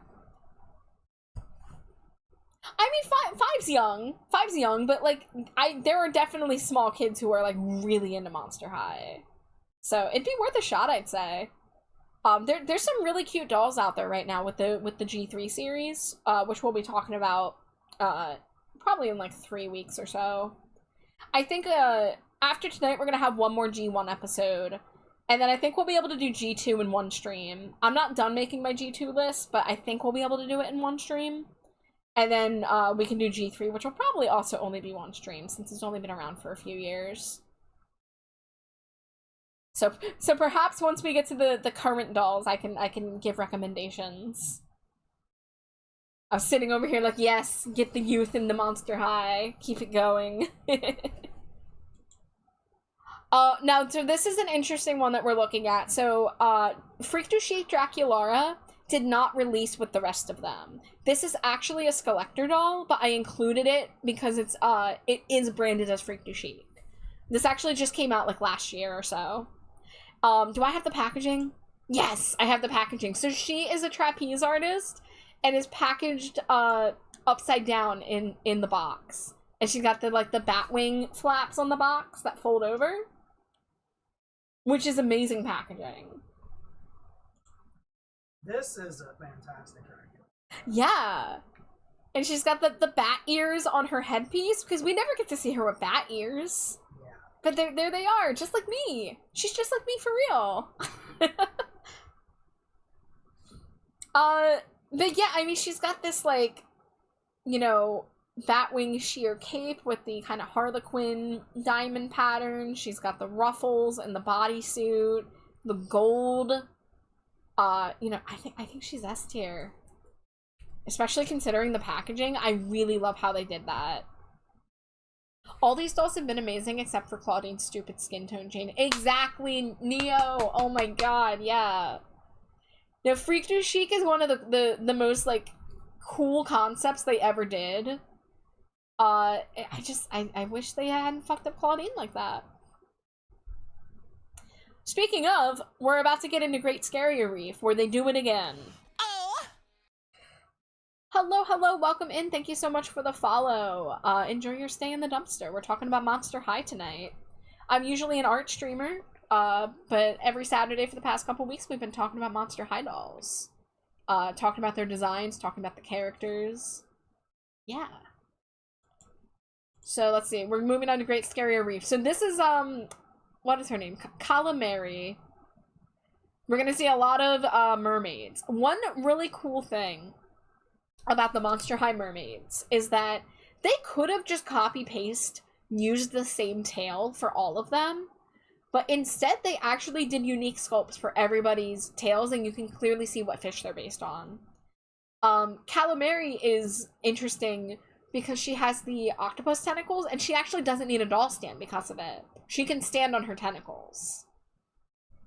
And she does have the articulation, so you get that weird line where you can bend her, but I think, you know, it's probably better to have some articulation. She gets the 4 arms, which is hella cool. She has those big tentacles, like the pink ones coming out. Now, like, color scheme and design-wise, she's kind of got a sunset vibe about her, which is nice. I do like the markings on her face. You know, her shirt region's a little getting lost, but I feel like everything else is strong enough. I'm gonna give her an A. I got this doll at a Five Below for $5 one time. She's in my closet, because I don't have room for my whole collection. But I got her at Five Below after, like, 2 years later. Yeah, I remember seeing her in your collection. Yep. Yeah. Yeah, she's just packed away, because as you can see, my doll shelf is at capacity. But yeah, I think she's pretty cool. Here's another very interesting one. I'm surprised they didn't do this for Freak du Chic. I'm surprised they did the conjoined twin thing for the mermaid line. But these are Perry and Pearl, is it Serpentina? Serpentine. So, one tail, two heads. This is another doll that doesn't need a stand. You can see the way that the tail wraps around. It kind of creates a stand. Daughter of the Hydra. The Hydra. Ah, I see. Just like Calla was daughter of the Kraken. Excellent. Yes, thank you for the wiki info. Her outfit's pretty good. And I like their hair. I like the one having blue hair with one white streak and the one having white hair with one blue streak. Love that balance. And they have different makeup too. They have different like lip colors. I don't like that shade of purple pink. But what can you do? But I think this is still an A ultimately.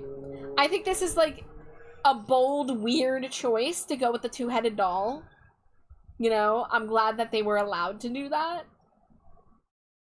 But it's pretty cool. Then we got Posea Reef. Can you hit me with any information about her?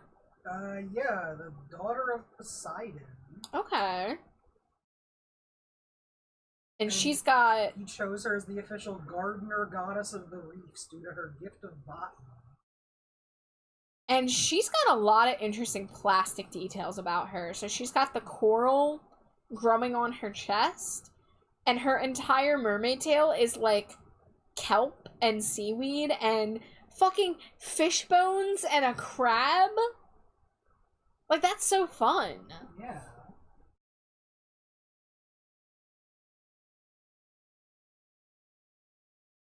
It's probably because they're Nagas. Snakes actually have two heads. Hi, Jay.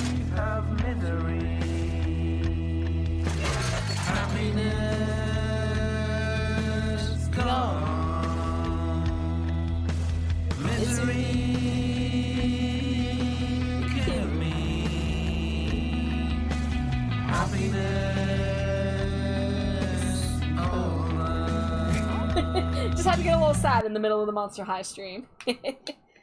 Welcome back, Jay. Yeah, the detail in the tail is really lovely. This has gotta be an S, right? Like, just so cool. I'm inclined to say yeah. Yeah. Kind of wish that the pink plastic pieces had some kind of color variation. That is a complaint that is valid on a lot of cases, Neo, with the Monster High dolls. I mean, this is pretty detailed for what we usually get for plastic, but there definitely are some cases where if you just take some acrylic paint or some pastels yourself and add like a little bit of depth to some of these plastic pieces, you could really elevate them very easily. But yeah, I would love to see some more like highlights and stuff on them. But yeah, I'm inclined to give her an S tier. Time to get angry again. Time to get angry again. Why did they do this? Why did they do this to only Claudine? No one else gets this treatment. And this one's not as egregious because they didn't go the stark white, but this is still a lighter shade of purple than they should have done if they were making her purple to be fishy. But nobody else gets treated like this. It's ridiculous. So, Z tier because fuck Mattel. I'm sorry, Claudine. I love your Wildberry Pop-Tart purple teal stripe in your hair. Your tail's pretty nice with like the extra details coming out at the hip. I like the shade of lipstick, but yeah, don't fucking change your black character skin tone, Mattel. Stop doing that shit. This is a great Draculaura. She's a vampire squid. Her tail is a Love that. vampire squid. Love that. And she's got really pretty eye makeup. We've got the yellow detail. She's got the yellow wings, which is a cool choice. I think this is an S tier Dracula. Yeah. Be the one toy artist that fixes Woody in Toy Story 2. Yeah. Squampire. Yeah, the spots are bat-shaped. You're right. The biggest spots are bat-shaped. I love that shit. Looks closer to lilac, but I pair that with the dark blue and weird green. Yeah, I just, yeah. Yeah. But yeah, this is a pretty great Draculaura. Frankie, I believe, is an electric eel. So that's her tail. Okay. And see, this is what I mean. Like, look at how different the tails are from one another. Like, they didn't skimp on the tail plastic molds, you know? And that's really cool.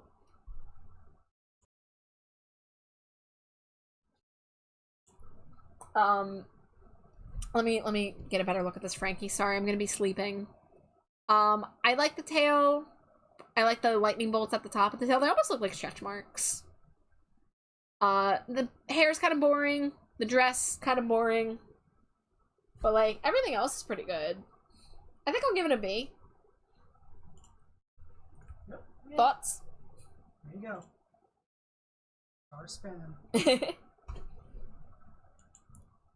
And then of course Laguna gets the mermaid treatment, being the first sea monster. What? She's not doing it as much for me. I like her wings. I like her hair. Actually, you know, I like a lot about this, but the colors are not really getting me. She's already a sea monster. Why is she also now a mermaid? 'Cause magic. I guess I think they go into the sea and they get magically transformed, you know? Yes. I don't know. Frickin' what's her face didn't feel the need to turn to a different kind of ghost in Ghost. Okay, but being a sea monster versus being a mermaid, those are different things. I suppose. Laguna wanted to see what it'd be like to have a tail, I'm sure. Wouldn't you? Yeah. But I don't know if I'm gonna give this A or B. I like her crop top. I like the little chains coming off of it. I like the wings. The tail's a little lackluster, which is surprising. Yeah, I don't really like this tail. Yeah, so I think I'm gonna give it a B, but like she's alright. We got Toralei. I don't know what specific fish this is supposed to be, but I like that they gave her the weird fins. Oh, what is that, a lionfish? Yo, that would make sense, wouldn't it? Because cat. Let's zoom in a little bit. So she's got her nice little stripes. Yeah, The absolutely. hair works for her here. The way that it wraps around her ears and stuff. Don't touch her, she's poisonous. Oh, she's poisoned. Hey, well that also fits her character. She doesn't have a Karen haircut in here. She doesn't. Yay. She's giving clownfish. That's def a lionfish. Yeah, it's a lionfish. Why not use the Glaucus Atlanticus inspiration for that Laguna? I don't know what that is. I'm on it. Jade's on it. You know, like, I don't like her top, but her tail and her fins and stuff are cool enough that I'm gonna give her A tier. Yes. Okay, blue sea dragon. They're Oh, like okay. Cool little sea slug. Oh man, they're cool as hell looking. Hell yeah. I'm gonna send it to you on Discord to look at as your perusal. Oh, it's the sea slug that eats Manowars? Oh god, there's Funko Pop Ghoulia. I've been jump scared. But they did give her lips. Interesting. Yes, she does have a mouth. Her headband, her square head and her headband, it's really stretching far. Yeah. Oh, Yamano, you're so right. That would have been a really cool Laguna direction to go. I would love to see a fan design do that. That's so cool.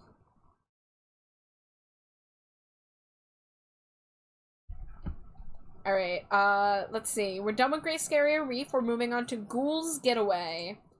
So I believe this is a, like, tropical, field trip kind of vibe. So this is the first Elizabeth we get ever since her first doll. Yay, Elizabeth. Yay, Elizabeth. And, like, look at how pretty she is. She's so cute. They gave her really gorgeous, purple hair. She's got that, I love seeing that yellow-green paired with purple. It's a really winning combo. She's got the white crop top and the thick belt that looks almost like palm fronds. And she's got the little, like, fringe on the wrists. The shoes could have been a different color, but I don't hate it. They're very detailed. They're like, I might be wrong, but this kind of giving, like, Aztec kind of vibes. Yeah. Aztec or Mayan. I'm debating. I love her headpiece. A or S? I want to say X.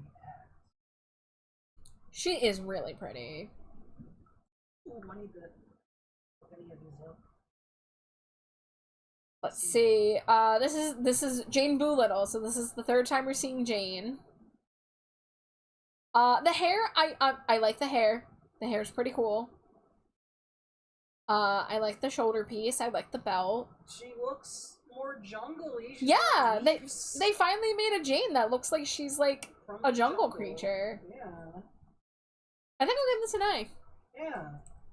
She finally did her assignment. Yeah. But yeah, she looks very tropical. Hair's very cool. Yeah. Yeah, that's the second time we've seen that fan-style ponytail. But it definitely fits the vibe. Then we got, Jennifer. She's got a little bit of a flame headpiece behind her. She's got this thick plastic, situation. I don't know if I like the way that it's connected from, like, the neck down. It's a little bulky. Yeah.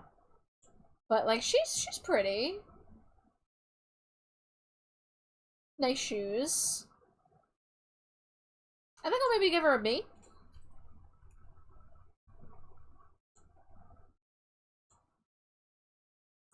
This is one of the few cases where Persephone and Meowdy are split up.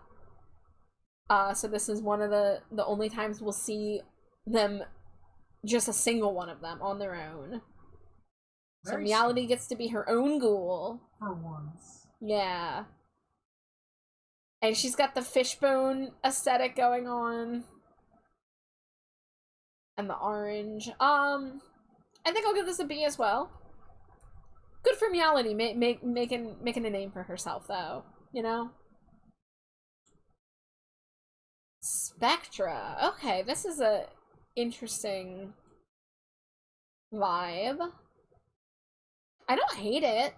I do like her one big chain that's like a sash, and then with the flowers on it. Yeah. I'm feeling it. Are those supposed to be flower petals? They look like wads of gum. Yeah, that's kind of what I was thinking too. Her pink flowers just look like chewed up bubblegum. Oof. You know, I was gonna say A, but now I'm looking at it, I'm like, oh, I don't know about that texture, so I'll give it a B. Yeah. By the way, she's cute otherwise. Alright, so this last line we're gonna be looking at before we get into the multi-packs and the playsets. Shriek-Wrecked is actually a G2 line, however, it was in production during G1, and still, for the most part, gives G1 vibes, so I'm going to count it as G1, but Monster High superfans might come in and judge me for that. But that was a me choice, because I originally wasn't going to talk about G2, but now that I am, you know, that line's a little blurry. But this doll here, this is the, where is she? Shriek-Wrecked down here. Dana Treasure Jones. So she's the daughter of Davy Jones, I think. And I don't have the picture of it, but I think her dress is reversible, if I recall. And I think the other side might be like treasure map themed.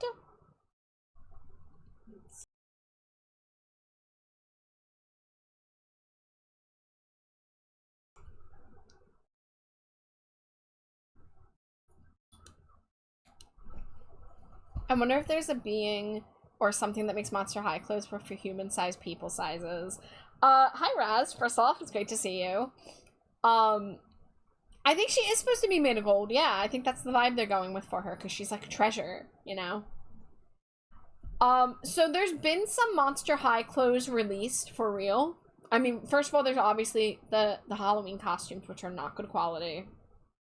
But there have been shoe crossovers where you can get like Draculaura's boots, like the tall pink boots. There's some Frankie Stein inspired shoes, a couple others. We can maybe look at them after we look at the dolls here. Any info on Dana Treasure Jones? Not really, because they didn't really do anything with her. Yeah. She's friends with Vandala. Vandala, of course, Goons. yeah. Yeah, that would make sense to be friends with the pirate ghost. Yeah, but beyond that, doesn't really have a lot going on. Daughter of Davy Jones, like you said. Mm-hmm. Friends with the other pirate ghost. Ding ding. Let's see. Monster High Dana Jones. Unknown mother. Okay, yeah, let me get the picture of her other outfit, because her dress is reversible. Yeah, so this is G2, so pardon me for including this, because the box is definitively G2, but I remember seeing stuff about this line before G2 happened. So her other dress is blue and white with a treasure map pattern on it. I think her treasure map look is better, honestly. Yeah, I like the treasure map. Yeah, I think I'm gonna give her a B. She's alright. It's sad that they didn't do anything with her, but I do think it's cool that they made her dress reversible with the treasure map being hidden. Like, that's kind of cute, you know? Whoops. There we go. Alright, moving on. This is not the first time we've seen a little sailor-inspired Draculaura, but it is different enough than her last appearance. She's pretty cute. Yeah.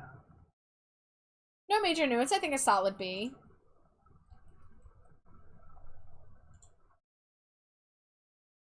Gulliape was actually included in this line. And see, this is why, like, I look at this Gulliape, and I'm like, this isn't a G2 doll, you know? Like, Gulliape is a G1 character. She was not in G2, you know? Right.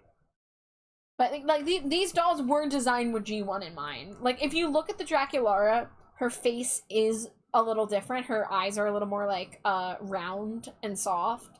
And that is the G2 screening. But the rest of the characters are still just G1, you know? So that's my thoughts on that. Look at her little hat. It's a boat. Yeah, she has a boat hat. I like her with blue hair. I think her streak is A trotter, bird, and horse. I knew the bird and horse was going to be popular tonight. I'm not really into her dress. No. But it's Gulliape, so I'm going to give her a B. What's that? Yes. Right.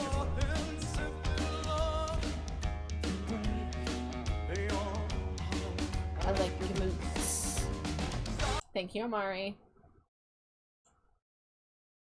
Laguna's pretty cool. Hold on. She's got the ship wheel. Oh, are those? Those are shorts. What you gonna do about it? Pink shoes? Yeah. Yeah. She's cute. She's A tier, I think. Got her little, like, pirate sailor type shirt on with the horizontal stripes. Yeah. This is great. Yeah, I think I like this. Is this A or is this S? For me, it's A, but Okay. I mean, and she's got the striped socks. It's really good. Oh, and she's got the neck. You know what? You know what? You know what? Yeah. Yes. Yeah. Yeah. Like, she is so put together here. Thank you for Davying up the stream, Amari. There have been a couple Davy songs. There was an AFI song on not long ago. Makes me think of your arm sleeve thingy. You mean my Girls Not Grey arm sleeve? Yeah, the coral and the wheel. Like, if it was just one or the other, the headpiece wouldn't be as powerful, but the fact that it's both? Lovely. Yeah, this is a really great Laguna. And again, Rochelle don't fucking miss. Look at this. She's got her little stripies. She has a freaking translucent eye patch. Yeah. The tentacles coming off of her. There's a boat being attacked by freaking... The treasure chest purse. Char, why do we not have any Rochelle's? We need to change that. This is S tier. We need Rochelle's. We need Rochelle's. Rochelle might actually be one of the strongest G1 characters in terms of how good and consistent her dolls are. Yeah. For real. Rochelle doesn't miss. Yeah. Gil's here. Gil's here too. You guys remember Gil? Gil, he exists. This is fine for a Gil. Yeah, I mean... He's got his little fishbone pants, he's got his anchor shirt, he's got like a chain coming off of like that he like stole from a ship or something. Yeah. His hair is very limp. Yeah. Limp little man. I'll give it a B. Yeah. Oh wait, I did this on the wrong one. Gil Weber. B, there we go. Slay. Now these next couple, these are budget dolls, so they don't get the same treatment as like some of the really good ones we just saw. So this is Katrine. We're back to the Paris white cat, who's an artist. And like, you know, she looks like she's on a little, you know, going on a boat trip. Lisa, who are you giving S for Slay? Gil? Raz says Gil really is just there. I like the pants though. Yeah. You know, that's what you need with a good boy doll, is you need good pants. This one's pretty cute. She's plain. I do like her hat. The hat's really nice. You know, she's got like a basic little fish pattern. I feel like I'm gonna give it a high B. Yeah. But it's pretty cute. And then Claudine has a tiny little pirate hat. Which is great. She looks like she works at a pirate-themed restaurant. She does, yeah. And, you know, basic skirt, got some just boots. I don't know what to say about this one. And she's cute. I think another solid B. Maybe other people would say Katrine and Claudine deserve A's. But you know, I like them. They're solid. Yeah. You know. Yeah, you know, if it were me, I would say A's, but I'm not you, I'm me. Yeah, but I gave Draculara and Goliath B's. I don't think they're better than those. I don't. I think they're more put together. Yeah, Claudine really is giving Monster Pirate Restaurant. Yeah. And Katrine looks a lot more like she's just like going on a day trip. You know, alright, you know what? You convinced me. I'm sorry, Goliath and Dracula's outfits aren't that good. Yeah. Like, they have a lot more, like, cohesion. Yeah. Nope, that's fair. That's fair. I agree. Alright, so we are 3 hours in, and these are the dolls I had loaded up. However, we might be able to look at some of the playset dolls and perhaps the multi-packs that were not connected to lines that we already saw. I do have to clear out my photo queue here. So we looked at about like 98 dolls so far. So let's see, Oh, we didn't do the 2015 budget dolls either, so let me load those in.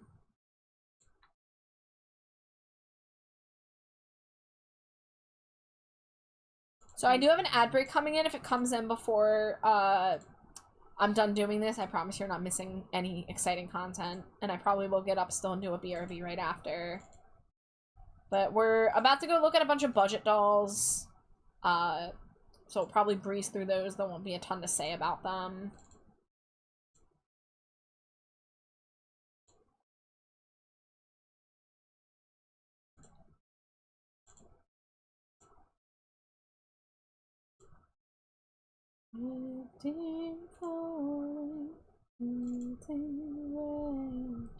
Alright, we'll look at the playset dolls as well.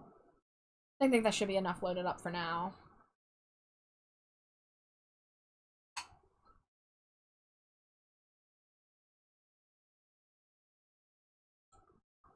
Alright, yeah, so, Abrix is coming any second, so I'm gonna get up and use the bathroom, maybe grab a snack. So everyone take care of yourself, make sure you're staying hydrated as we go into hour 3 of Doll Yap. And I hope you guys are having fun. I'm having fun. I'm having a blast. Woo 98 rings a bell. I'm thinking of Mr. Krabs with the day 15, give it up for day 15, but it's like doll 98, give it up for doll 98. I mean, total wise, we've done over 300, so give it up for doll 324, whatever we're on. With that being said, I will BRB.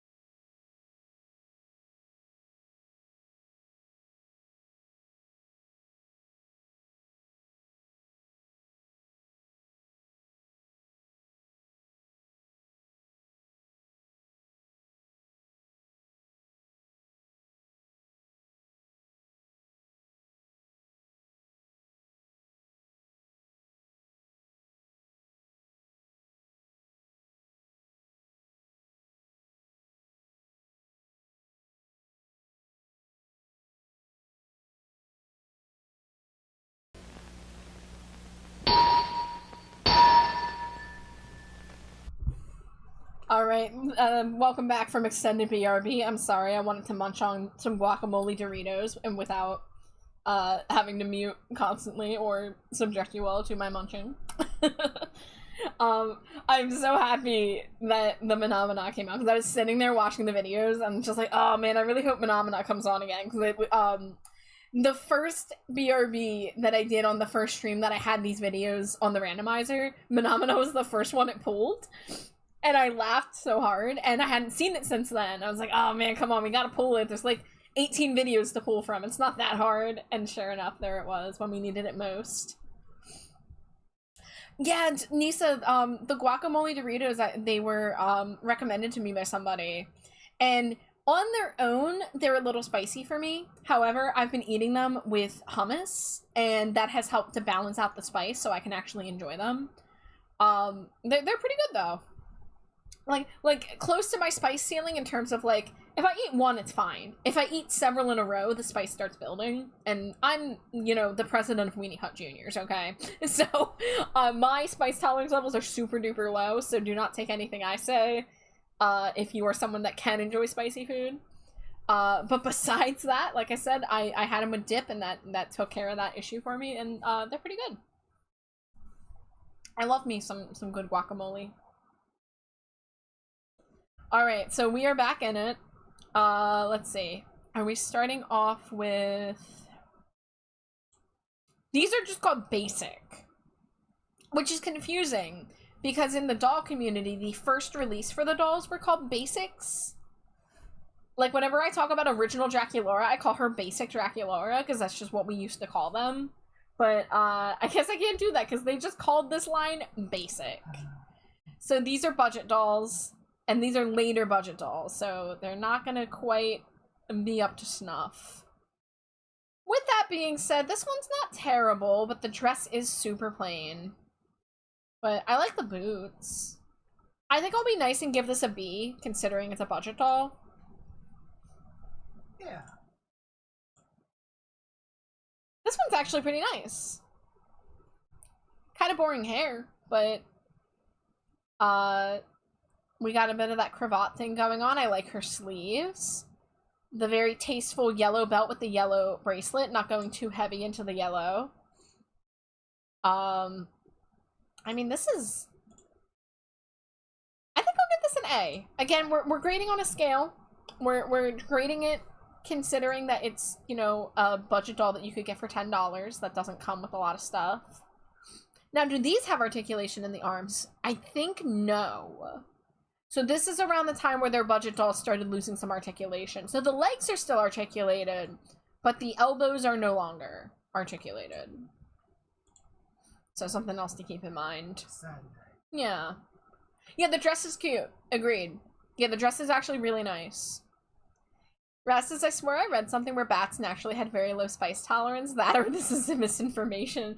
Unless you were the one who said it last time too, I feel like somebody said that to me once. So, you could be correct. At the very least, this bat has incredibly low spice tolerance.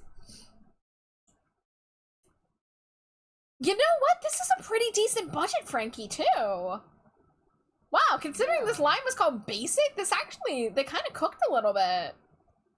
I really like the blue mesh with the black tank top underneath. Yeah, this is good. And giving her a red tie. This is such a good Frankie outfit. Guys, would I be remiss to give this S tier? No, this is an S Frankie. Like, I'm just so shocked because the budget Frankies have been so meh before this. Unfortunately, but, like, a lot of the Frankies have been so before this. I mean, we got the tasteful red accessories, we got the dark red lipstick, we got the blue in the hair. There's no awkward hexagons. There's not like an explosion of patterns layered over each other. And I love the mesh shirt. I think this is great. This is a great Frankie. Good job, Mattel. And then we got a basic Gigi. And she's pretty cute. Yeah. She's a character that looks okay with the hair pulled back, because that's how, like, her first doll was. But, you know, we got the square neckline. We've got the split blue and pink. We got the gold genie lamp shoes. I think I'd give this an A. I'm really shocked. This Claudine did not set the stage for these dolls very well. No. This Claudine made me think these were going to be stinkers, and then they actually all ended up being pretty cute, and Claudine was the letdown of the group. And even despite that, Claudine's not terrible. I just think her dress is a little meh. But yeah, kind of a nice budget line. Good job. Fantastic Fitness. So we've got workout themed dolls, starting with Katrine. Is there a smaller genie in her shoes? You know, that's a great question, Rez. Nisa says, honestly, I judge a lot of these. Also, wonder if my OC would look good in them too. That's a fair way to judge it, like, based on your tastes, you know? Raz says these outfits are good, kind of gives me a 70s vibe. Yeah, that was a cute Frankie, though. This is one of the first barefoot dolls I think we've ever gotten. Put those away. Put those away, Katrine. She's got her little skullette dumbbells. I like the top. And, you know, the shorts are, they're shorts. I think it's a B. That's a B.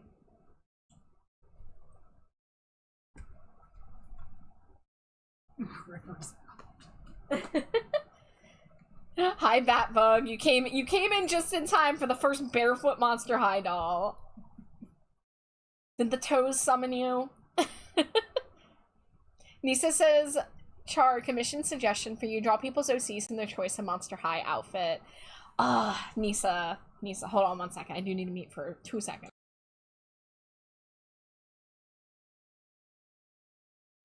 Nisa, I've been thinking thoughts, looking at all these dolls, right? I would love to do something where, like, someone gave me, like, a Monster High line and was like, make a design for my character as if they were part of this line, right? Like, earlier today, I was talking about making candy-themed outfits with Junie, and my thought was like, oh my god, I want to just make, like, a Sweet Screams doll design for Magical Unicorn. Batbug says, I've been lurking, just decided to unmute just in time, apparently. It's the toes. You admit it. The toes got you to unlurk. Well, it's good to see you, Batbug. Let me get you a shout out. But yeah, so I could do original designs based on doll lines. I could also do, if you just, like, have a doll whose outfit you love, I could, like, adapt it for your character. You know, if, say, like, we take, like, you know, well, I guess these dolls don't actually, like, if Frankie was covered in her nuts and bolts, I could, like, put a different pattern on the dress to, like, suit your character, right? Like, something like that, and, like, change the colors as needed. I would have a blast with that. I mean, I have my Stinko fashion dolls that are very much inspired by, you know, Monster High and Barbies. And that was supposed to be a way for me to, like, offer fashion design as well. I can, like, draw your character as if they're a doll and I'm dressing them up. I'm living basically through 2D art. I am living my dream of, I wish I could be a big-time doll customizer.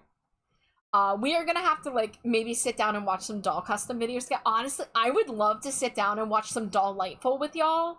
I adore her content. I adore watching Doll Lightful work on doll customs. Doll Lightful's cool. Yeah, she's amazing. And her stuff is such an inspo. Even, like, seeing her do her concept art before she even gets started on the doll, like, inspires me so much. So I would love to find a way to do a kind of Monster High thing. Now, I will say there are a ton of artists out there that do a really great job at replicating the Monster High 2D art style. So if you ever wanted to, like, commission someone to be like, what would my character look like if it was introduced into Monster High, drawn in that classic 2D style, there are a lot of artists out there who nail the MH style perfectly. I'm not quite interested in replicating the MH style, especially because G1 Monster High is just so full of skinny characters who all have the same body type. G3 does a little better, but I would want to just, like, do my thing, draw, you know, dolls and outfits, but still do it in my style where, like, I have control of the thickness and all that. Oh, well, thank you, Nisa. Yeah, I would love to do some more, like, doll and fashion inspired, portraits for people, so I'll definitely have to consider how I want to approach that, because I think that would be a blast. But yeah, so Katrine, pretty good. Let's see, we got Yoga Laguna. Laguna with her little fish yoga mat. I like her hair. She's barefoot, of course. I guess all these fantastic fitness are barefoot. You know, plain, but serviceable for what it is, so I guess B again. Yeah. You know? Yeah. And then we got... This is a nice Venus. See, this is a Venus where it's plain, but she has a little bit of her edge still. I really like this top. It gives the illusion of fishnet while not actually being fishnet. I like this. I like that there's that tiny little bit of tummy gap between her shirt and her shorts. And she's got the shorter shorts, unlike, you know, Katrine has the... Actually, Katrine and Laguna both have, like, the longer shorts that look like bike shorts, and hers are a little, like, you know... more sporty, I think, looking. And I really like her side ponytail, the way it curves. I think we'll give it an A. I think it would be a little strong to give this a doll like this an S tier, a doll with, you know, no shoes or accessories. But she's solid for what she is. I wish that the shoeless dolls had flat feet. This looks so uncomfortable. Yeah, that is one thing. The eternal high heels. Alright, next up is Ghoul Fair. So this is a budget line where they're at a school carnival. And I'm gonna be honest, I thought this was Draculaura. This is apparently Elizabeth. This is not Elizabeth. See, the other Elizabeth we looked at earlier was obvious it wasn't Draculaura. This one just looks like fucking Draculaura. Yeah. A lot of people have complained that Elizabeth and Draculaura should not have had such similar skin tones, that Elizabeth should have been pushed more purple. And I agree with that so hard. I think Elizabeth could have been made purpler and darker and gother. But instead they, like, in this case, this doesn't look like Elizabeth. This is just Draculaura. You know? Especially because she has, like, a red streak in her hair. So... she's got little, yeah, the little bat pops, the bat cake pops, that's amazing. Poppin' Atelier is another good custom doll maker. Ooh, let me make a note about that. Because I don't recognize that name off the top of my head, but I might, I'm on, like, Instagram and Reddit and stuff, so, like, I'll see stuff around.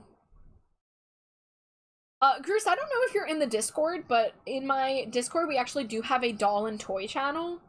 I oftentimes post Monster High stuff I see around, especially doll customs, as well as, like, plushies and other dolls.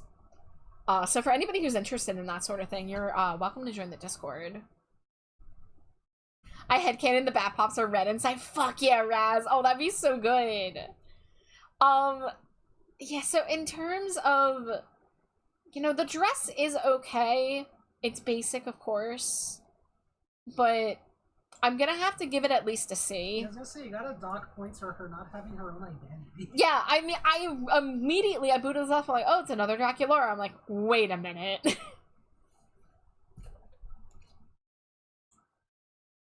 There's we got a Heath.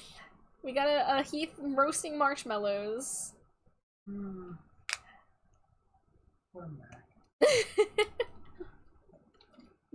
So, I mean, he's got that male doll thing again, where he's got plain, boring board shorts with plain shoes. Why do they never paint the shoes on the boy dolls? Like, everything else is so understated on a boy doll, just fucking paint the shoes to make them actually pop, you know?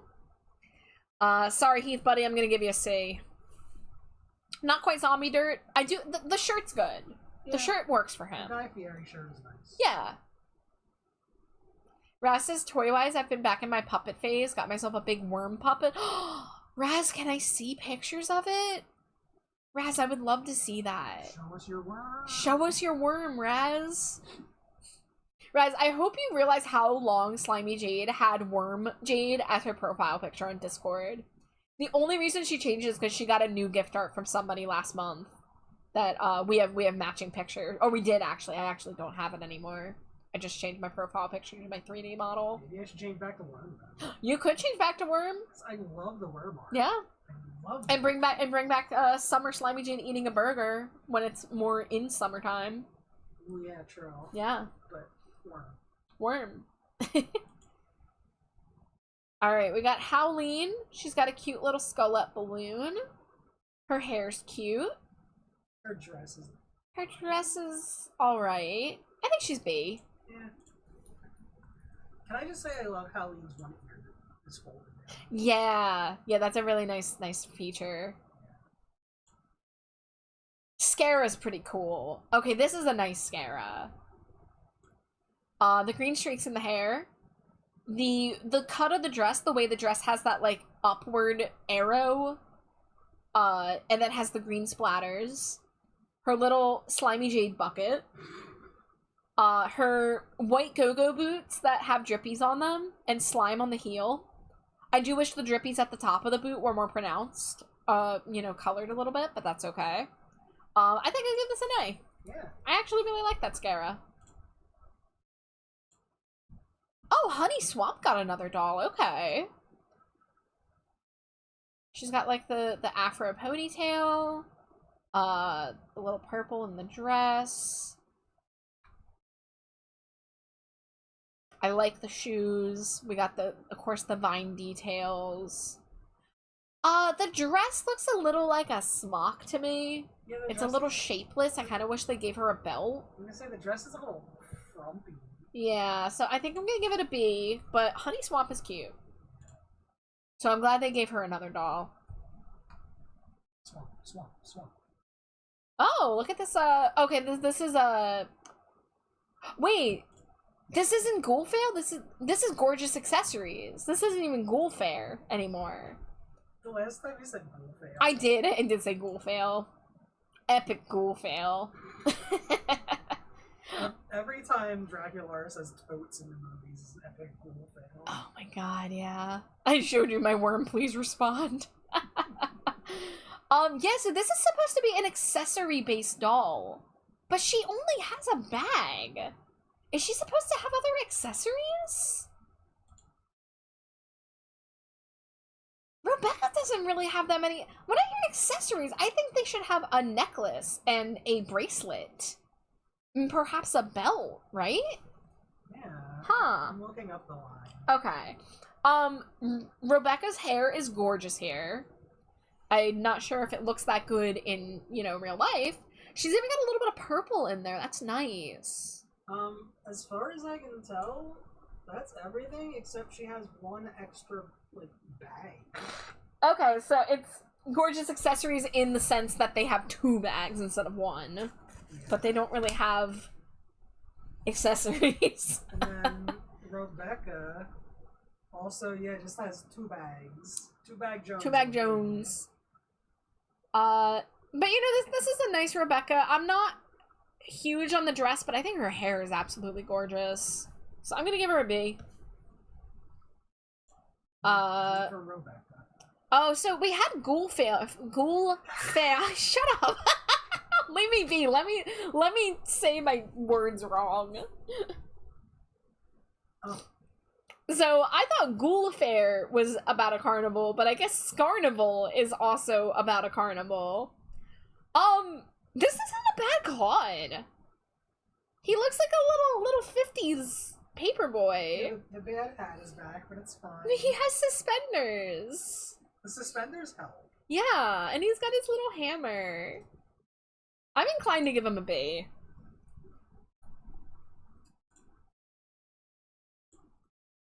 Now we have Draculaura with a carnival theme.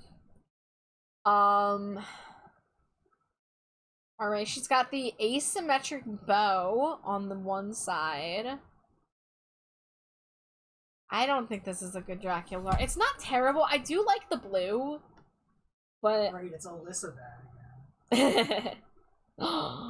Raz, your worm! Oh my god, he has sunglasses! Thank you for showing you. Thank you for showing me your worm, Raz. Wait, where's the worm? I want to see the worm. It was in DMs, so I have to forward it to you. If I can. Yeah, forward. Slimy Jade. It's done. I've sent your worm. I hope that's okay. I wanted to show wife your worm. But, Oh, this is a cool worm. yeah, isn't it? Let me see. Like, what does she have in her hand? Looks like a key. I mean, like, nothing about this is really giving carnival to me. No. And she's just kind of plain. I feel like I need to look this one up now, too. I just can't even tell what she's holding. I'm giving her a C, but, like, it's not, like, a terrible C, you know? Okay, I think she's holding a dart. Oh. Because it looks like she comes with, like, accessory, like balloons on the wall that she'd be throwing darts at to get prizes. Yeah. Yeah, because there's also little creatures that she's trying to win. Okay. I mean, I used to, when I was a kid, I loved the dart throwing balloon games. The key to the vampire cake pop store. Oh, the dream. I hope I dream about the vampire cake pop store tonight. Yeah, unfortunately, some of these just don't work quite good without seeing all the stuff that they come with. Yeah. Like, I'm gonna look at Claude now, too, and see what I had a tiny hammer. Oh, well, for the strength test thing, right? Uh, Either that or whack-a-mole. yeah, I guess it is the strength test, but the hammer's so small. Yeah, well, he's powerful. He doesn't need a big hammer. In the 2D art, he's wielding, like, a mallet. It's, like, the size of his head. Yeah. What can you do? Complain about it. We got Skeleta, also part of the Scarnable line, and looks like she's got a pinata purse. I like her with the blue hair and the orange outfit. Yeah. This is a pretty nice Skeleta. I think I'm gonna give her an A. She deserves it. Yeah. Alright, I think that's it for budget lines. Oh, okay. We are now going to be looking at play sets, which have giant images, apparently.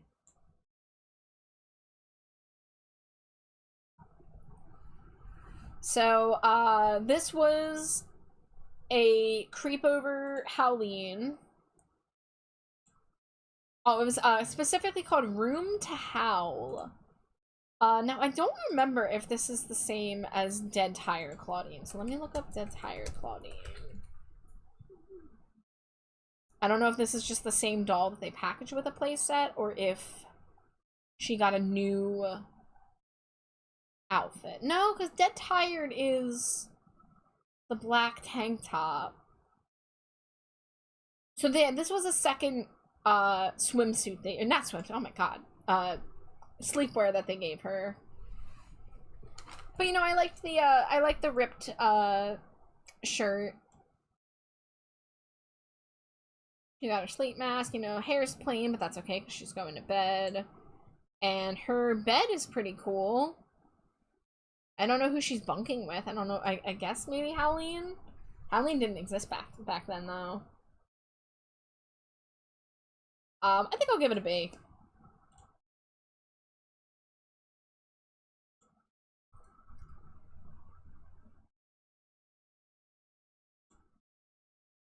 So this is Coffin Bean, Claudine, and Draculara. So they come together with the playset. And, looking at the dolls, I think this is a great Draculara. She looks like a little waitress, almost. Yeah. And I do like their like, chairs and stuff. Let's see, Claudine. She's okay. She looks good with bangs. Let's see, do I have them separate? I do. So I would say Claudine's a B and Draculara's an A.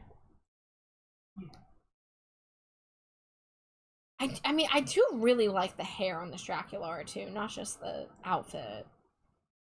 But yeah, that's pretty good. This is Powder Room Draculaura. So she has this crazy bat-shaped bathtub. And notice the mirror is her in her regular outfit, but you can only see her outfit and earrings. Because that's how they handle the vampires not being seen.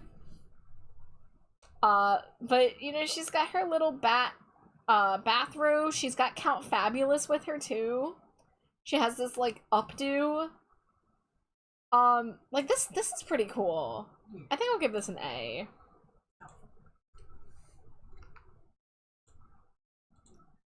And again, we have another Draculaura. They sure love Draculaura. Do I have a picture of just her doll? Yes, I do. Okay. She's got her cool car. Her car is fantastic. Fantastic. You know, it obviously gives Batmobile vibes, but like girly pop Batmobile. And, you know, she's got a cute little driving dress and the sunglasses. Her hair is completely different in the image versus that. I don't know what that's about, but doll-wise, I'm gonna give her a B, but if I was grading the car, I'd say S. But I'm grading the doll specifically. And the doll's in the context of the, you know, everything else. Now we got Scooter Ghoulia. Look at Ghoulia's scooter. Very cool. It's like ice cream sundae. And she's got a little helmet for her owl. Yeah. And then her driving outfit, she's got her helmet and she's got the hairstyle that works really well for the helmet. Like the helmet's on, but the hair's still flipping out and looking fabulous. She looks really weird without glasses on. She does, because she's supposed to have a helmet on because her glasses are connected to the helmet. Yeah. I love her tombstone purse. I love her black boots. I think I'll give her an A.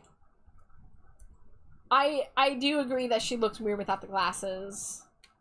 It's almost an S for me. I do really love that scooter. But again, just talking about the doll, we'll say A. Now this is Diner, like die, like death. The Diner. Anybody? Can you explain that to me? I'm no. not sure I get it. Anissa should be happy. Operetta's here. They're at their little coffin tables. Now do I have a better picture of the dolls? No, I do not. Maskless. Yeah, why is she maskless here? Huh. The tables have bat wings connecting the legs to the surface. The chairs are all spiderwebby. And then Draculaura is the one serving the food, and Operetta's just here eating it. Draculaura is pretty cute. Operetta's missing a little something. Yeah. I think I'll give Draculaura an A, and I don't know if Operetta's missing the mark. It's just she needs her mask.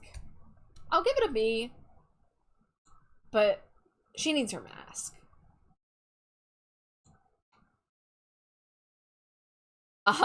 This, I remember when this pack came out, I was just like, what are they doing?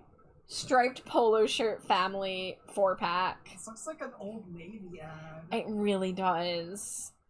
And like, you've got like Howleen wearing like a crop top polo shirt, but then wearing a different shirt underneath it.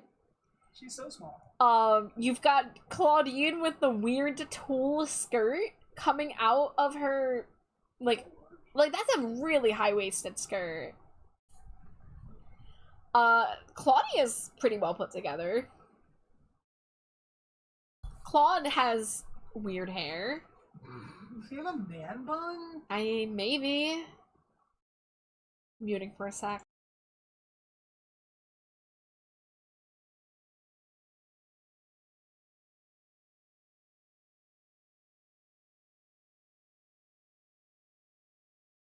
Alright. Char, I kinda hate this. Oh no, I hated this when it came out. I'd really say everybody but Claudia is zombie dirt, and Claudia's like C tier? yeah. Yeah.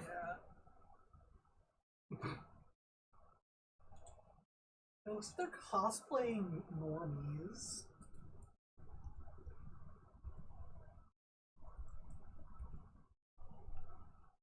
I mean, they tried something by being like, oh, let's do a family wearing matching polo shirts with the little, like, claw marks, but then they tried to do too much at once. I don't know. Where's my Persephone and Meowity? I'll have to find them.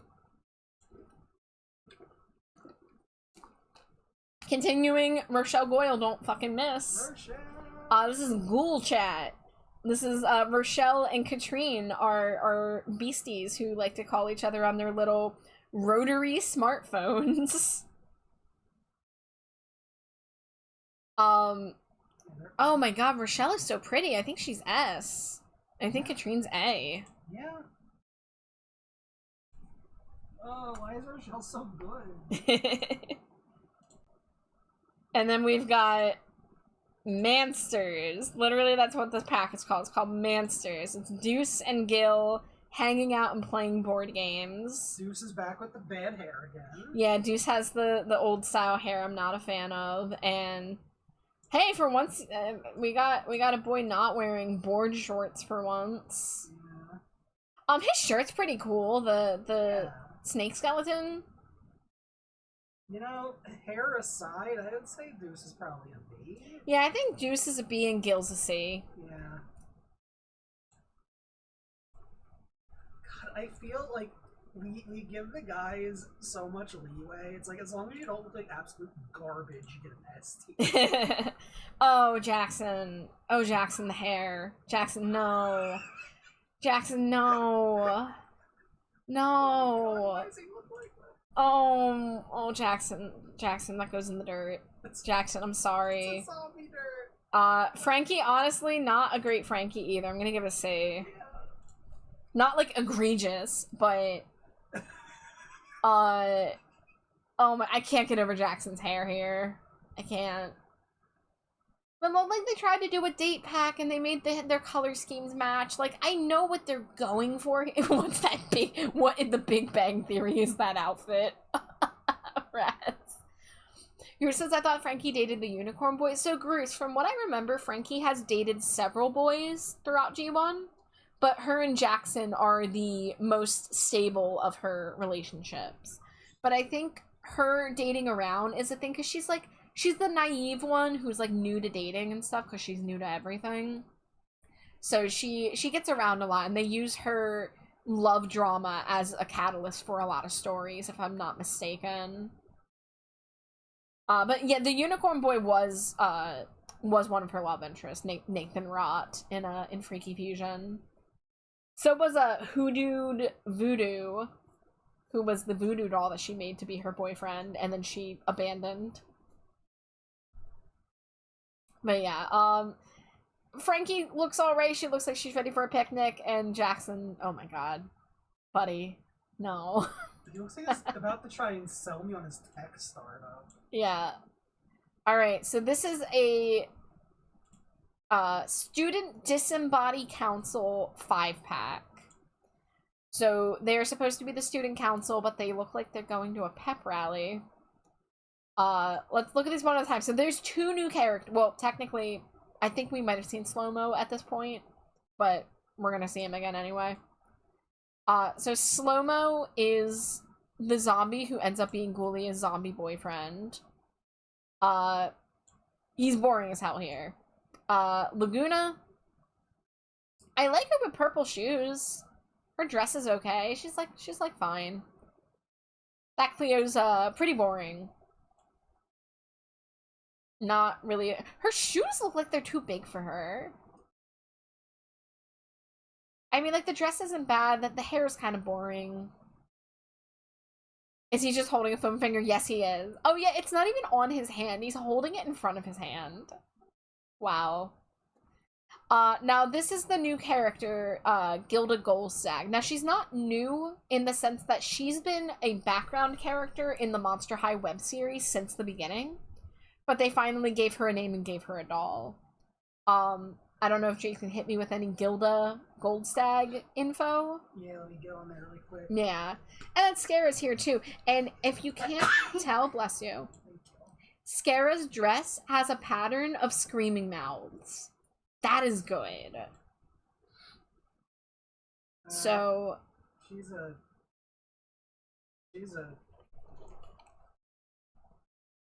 a Serenian hind?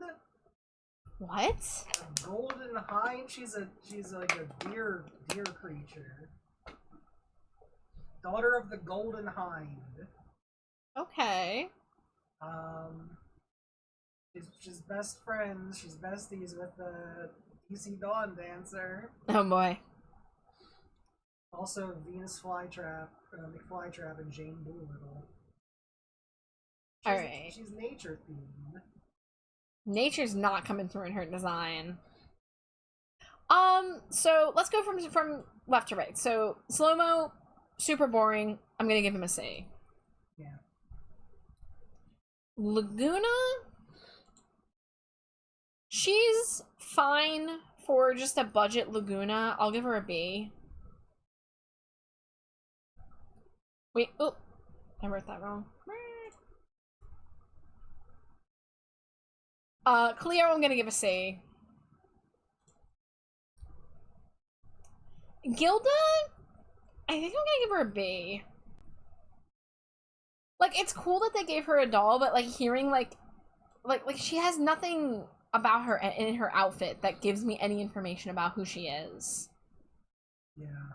And I know this is a really boring Scara, but I kind of want to give her an A because I really think the dress idea of the screaming mouth pattern was cute. Yeah, what in the world's a golden hind? Your guess is as good as mine, Raz. Her main characteristics are that she cares about the environment and she runs fast. Yeah, I just none of that's really coming through. Am I being too kind for not giving any of these zombie dirt? You know, I don't like that Cleo. I like actively dislike that Cleo, so I'm giving her a zombie dirt. Cleo can get a zombie dirt. Everybody else, I'd say, is okay. Yeah, the golden hind is from Greek mythology. Just a big deer. You only running fast in high-heeled boots, exactly. I mean, that's kind of like hooves. Right? All right, Zombie Shake. I am all into Zombie Shake. I wish they had done more Zombie Shake. Zombie Shake is like they took the idea of Thriller and made it like a zombie themed dance, and they all get like kind of darker makeup and stuff. Meowlity and Persephone Zombie Shake, I think these are S tier. Yes. They're really pretty.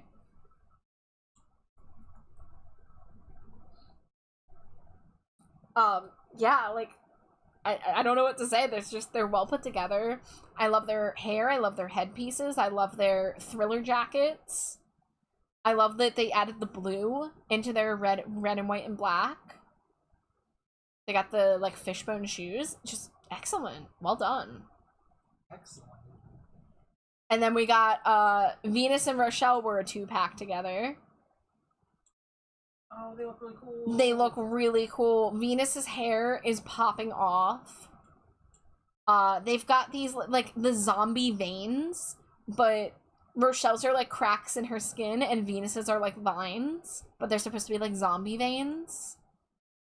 They've got the colored tulle in their dresses. Oh, you have more of the cracks on Rochelle's legs. Shaking like milk. S tier? S tier. Rochelle don't miss. S tier for both of them. Yeah. I love the Zombie Shake doll. So last week we watched a couple webisodes, and one of the webisodes we watched was the Zombie Shake webisode, and it bothered me so bad that Ghoulia was the one who started the Zombie Shake thing, and she didn't get an outfit. She just wore her regular fucking outfit, and now I'm sitting here like, I need Zombie Shake Ghoulia. You know what, in fact?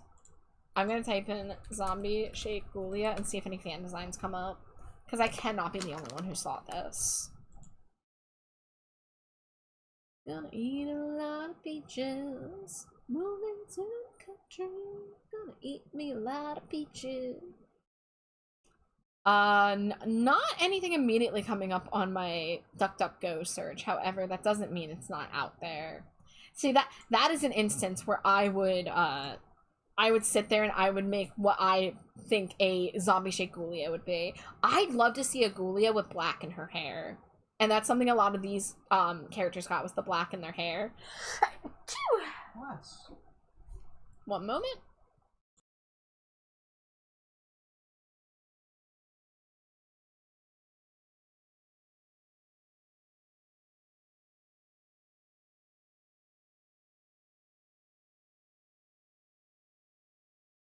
Okay, sorry about that. Yapping makes my sinuses run, as I have mentioned. But yeah, I would love to do some zombie shake designs, as well as Sweet Screams. That's the other one I want to do like more fan designs for. So this is a Rochelle 2-pack with her gargoyle boyfriend Garot. Garot? Don't know how to say his name. He's fine. He gets a little leather jacket. That's nice. He has a scarf. He has a scarf. He's a fancy Frenchman. He has nice blue hair. Yeah. I think he gets a B. Yeah. Rochelle, this Rochelle is not, like, making me go, wow, Rochelle's amazing. However, she's still pretty.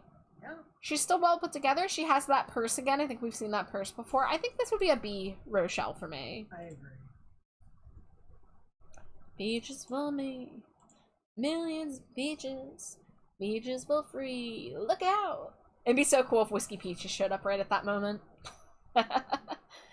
So this is Ghoulia's 2-pack with her zombie boyfriend, Slow-Mo, which Monster High really got into the, oh, we're just gonna give the girl a boy counterpart who's the same type of monster. Which is a little weird. A little weird. Little, I mean, to be fair, one of their most prominent ships is a vampire and a werewolf, and they did a whole movie about how vampires and werewolves shouldn't be close, and that they, like, you know, prove that wrong.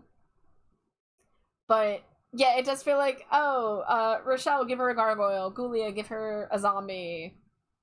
Laguna, give her a sea monster. Even though they, you know, did the freshwater, saltwater thing. A bit too Lannister love story for me. I don't know what that is referencing, but hello, Caduceus. So I do like Ghoulia's outfit, and I like the hair is a bold choice. I don't like it, but I see what they're going for with her. She's like Marge Simpson. And she is giving some Marge Simpson vibes, isn't she? Yeah. Gru says, I have this slow-mo, he's cute. You know, I think this is an instance where you give a boy a date night outfit with the tuxedo print t-shirt and it works.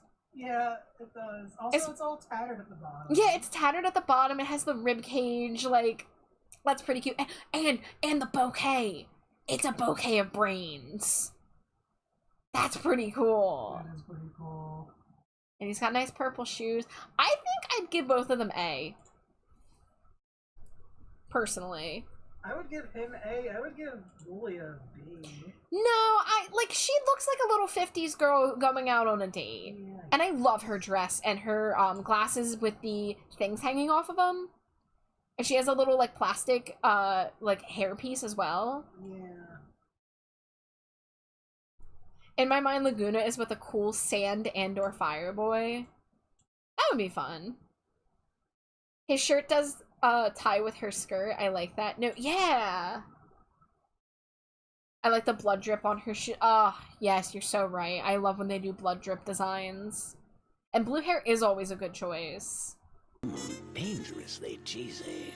Hello, Ymir. Thank you for the Cheeto. Welcome in.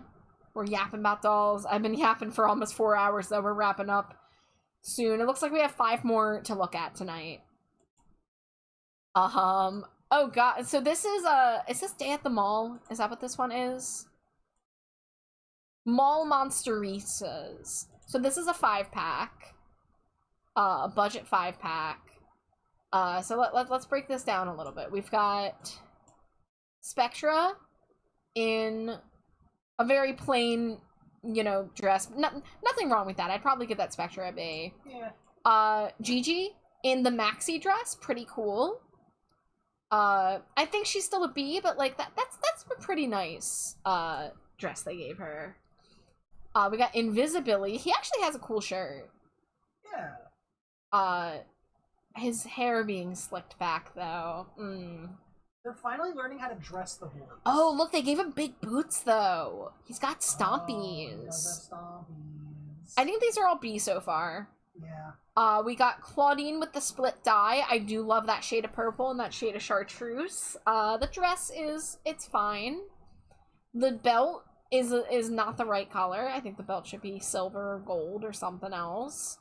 And then she's got purple boots. I think another B. And I guess that is Draculara wearing a dress that has the print of the movie poster for Vampire Heart, which is the movie Elizabeth is in. Alright. Which is kind of cool. Yeah. But let's get them all on here. I think all of them are pretty solid for budget dolls, but none of them are wowing me. So I think I'm gonna give B's across the board. Do you have any thoughts? Nah, they're all B's. Yeah. Okay.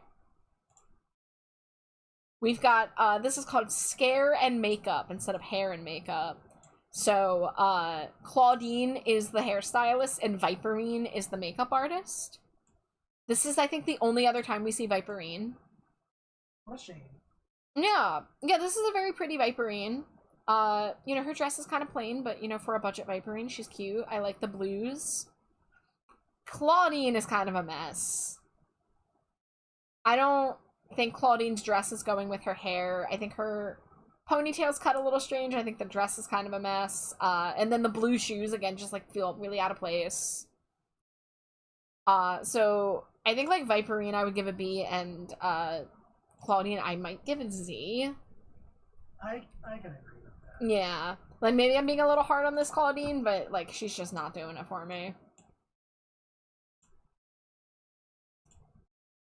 Humor says, would you rather have a banana that gives you immortality so long as it is not eaten, or a potato that gives you telekinesis so long as you are holding it? Neither will naturally wrap and can be eaten safely. Bro, I don't want to be immortal. Give me telekinesis. I want to make shit float.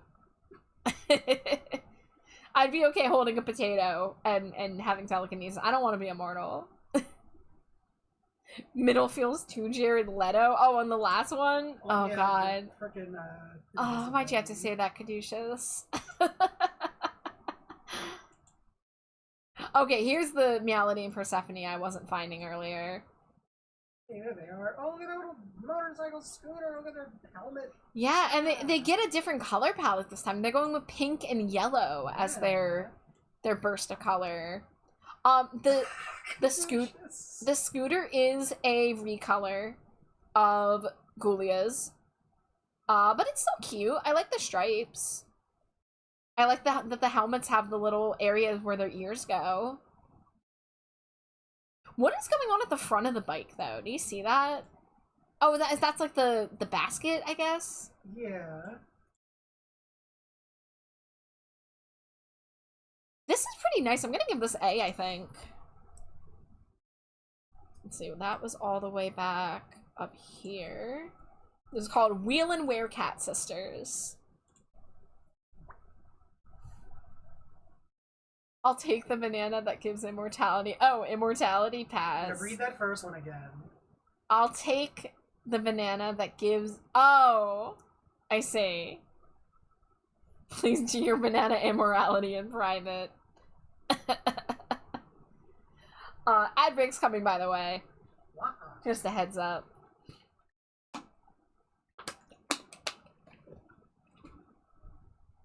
So I'm gonna snack on a few more Doritos when ad break comes in while we wrap up on Doll Yap. Alright, here we go. It's great.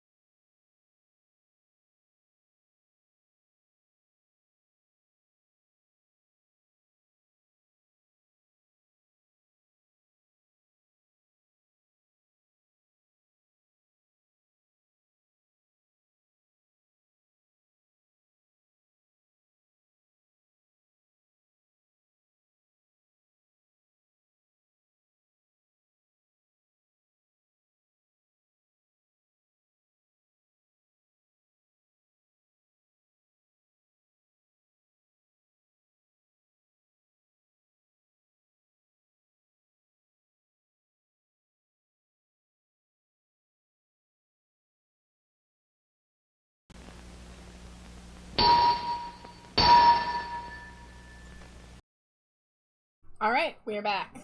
Scree. Alright, let's get through these last dolls. Your 3D models is cute. Thank you, Bruce. Yeah, that model that you just saw, that was done by my very good friend Glow the Succubus. Let me get them a shout out because I love to shout them out. They also did my 2D model that you see right now. They're very nice to me and have shown me a lot of kindness and said nice things about my design and helped me bring them to life. Wake you up inside? Yeah. Yeah. Alright, let's see. We've got... These are called Fierce Rockers. So this is Caddy and Toralei 2-pack as vocalists. So, you know, Caddy was introduced as the pop idol. And we got, I guess, Toralei's an aspiring... Well, yeah, because she has her band. Yeah. Also, Toralei's hair is not as Karen-y. This is a really good Caddy. Her bodysuit with the asymmetric legs, the broken mirror pattern, of course, and she's got this like weird belt going around her leg as well that I'm into. She also has some asymmetric eye makeup, and then the silver lips. I think I'll give it an A, but like it's close to an S. Yeah. And then Toralei, you know, she's got her little plastic cape. The black lips. I like her blue makeup under the one eye. Black boots is always a good touch for her. She's wearing a leotard. Which, you know, is fine for a pop outfit, but it's a little interesting. I think I'll give it a B. Really? Yeah? Why? I don't know, I was thinking A. Yeah? Yeah, maybe I'm just a Toralei freak. I mean, if I gave Toralei an A, I would give Caddy an S. So... I mean, I would have given Caddy an S. So, yeah? Yeah. I'm loving the belt wrapped around. I'm loving the outfit. It is, you know what, and the blue highlights in the Caddies. Yeah, I'm gonna give Caddy an S. Yeah. So yeah, you know, I'll boost them. You've convinced me. I'm not hard to convince. This is why I'm here, to be like, are you sure you don't want to bump that one up or down? Caduceus says, call my name and save me from the dork. Sprinkle says, I just walked back in, but that Vespa's peak 2003, isn't it? I love little scooters. I want a moped IRL so bad. Not sure why that one's working, but it does. Wearing the leotard as a leopard. Caduceus, yes, so you're listening to my new playlist, which isn't new because it was me attempting to recreate my iPod circa 2012. And unfortunately for you all, I was really into Tokyo Hotel in about 2009. So I added a couple Tokyo Hotel albums.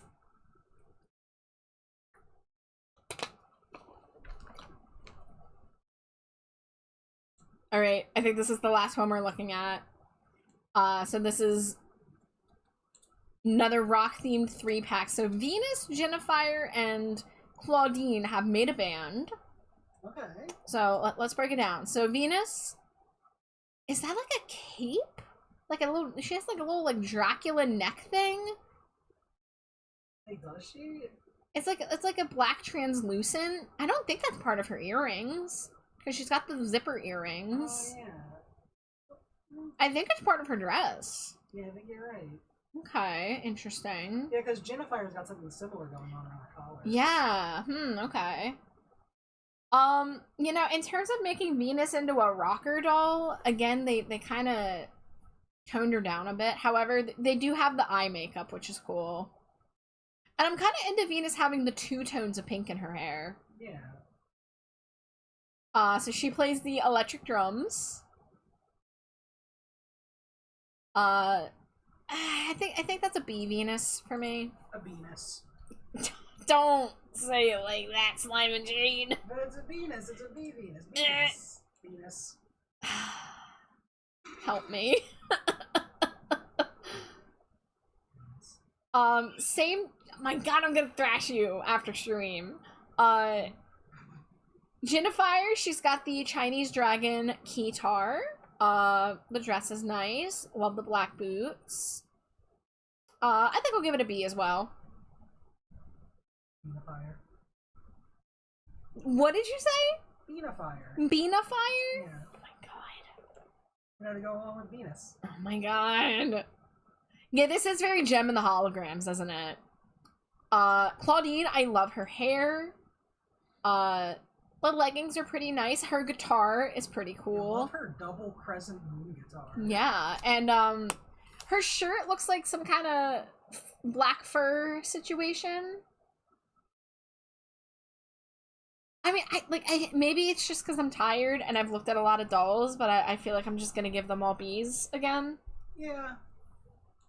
You know, like they're all fine, but I'm not crazy. If I was taking the instruments into account, I would bump Claudine up to an A. just because True. it's a cool- Honestly, Jennifer too. Yeah. Yeah. Oh yeah. Yeah. No, those are all penises. Oh, great. Now you're all stuck on the Venus train. Wonderful. Look what you've done, Slimy Jade. Slimy Jade, what did you do? I spelled it right. Because it's Venus. Oh my god. Venus, wait. Venus thick fly wrap. Char. What? Happy anniversary. Oh shit. You can't do that to me. You Happy can't beat me anniversary. to wishing happy anniversary. I love you. You're gay. I love you. Hold on. Wife. It's time. Wife anniversary.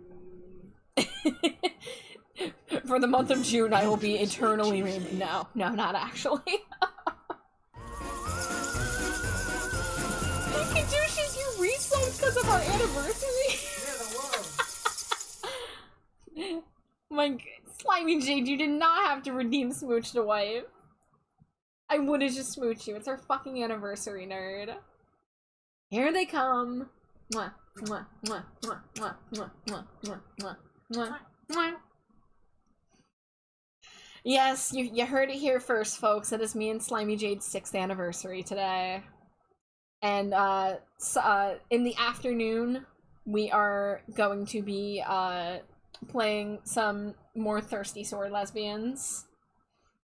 Slimy Jade, I'm gonna come over there and actually smooch you, since you're gonna be like this. You can't out-cute me. Here I come. Here I am. Oh, look at you being all adorable.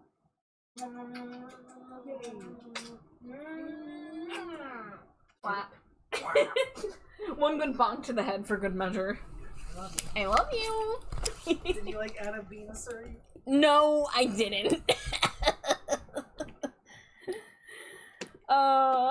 But yeah, it is our smoochiversary. Finding someone who laughs at your terrible jokes, priceless. I laugh at her every single day. Whether I want that to happen? Yeah, whether you like it or not, I find a way to laugh at you. I was just telling someone earlier about how we often pose the question to each other, why do you put up with me? And the other one usually answers, the love. But sometimes we say something else. Hey, what's this Frankie Styling marked as a B? That's the San Diego Comic Con. Oh, that must have been an accident. Oh, okay. Yeah, because we're gonna look at all the collector dolls next time. Cheesy. Who was that? Hi, Char. Char. Charcuterie Cat. Thanks for throwing your daily Cheeto. Welcome in. How many dolls do we have left? 371. Okay, so we have less than 100 dolls to look at next week. So maybe next week, we will perhaps do something else alongside doll review, because I don't want to rush into G2 just because we finished G1. I want to like stew on G1 a little bit. So we'll either we'll look at all the collector dolls, and then we'll either like go back and look at some other images, or maybe watch some doll customizing videos, or I'll look around and see if there's any cool video content I can find for us to watch. And in the Discord server, I will try to do some more Monster High watch parties. We just watched Escape from Skull Shores earlier, and I think the next one is Ultimate Fright Night, which is the roller derby one. I really want to get to Freaky Fusion, but we're still like 4 movies away from that. Granted, a lot of the movies are anywhere between 50 to 70 minutes, so they're not like super duper long, but I'd like to get around to them. I've been enjoying revisiting them. How are you guys tonight? I'm pretty good, Char. We had a tasty dinner. I really enjoy Monster High Doll Yap hours. And it's our anniversary. And it's our anniversary, yeah. So we're gonna be extra gay for the next 24 hours, and then for the rest of the month, because I love that our anniversary is on the beginning of Pride Month. Love that shit. Char, I may contact you at some point, because Bruce alerted me to your commissions when I was asking for some queer artists to maybe do some Pride pieces. I want to try to do some kind of non-binary Pride piece this year. I've been talking about it with a couple friends, but I'm so swamped with commissions, so I don't know if I'll have time to get around to it myself. So I was hoping to maybe pass around that same $20 bill we all pass around as artists, and get maybe a couple people to do some non-binary Pride pieces. Because one thing I'll just say is that I do notice that like a lot of people do misgender me, and I do my best to, like, whenever there's a raid, I try to make my pronouns immediately available and noticeable. I try to have like the pronoun check redeem option available. I have my pronouns in my bio. I have my pronouns in my rules. Like, I've really tried to put it as easily to find as I can, and I still get hit with the she her, and it kind of sucks when it comes from people who have been like stopping by for a while. So you know, slip-ups are fine, but I would really like to make it more obvious to people that I am non-binary, and you know, have that remembered and acknowledged.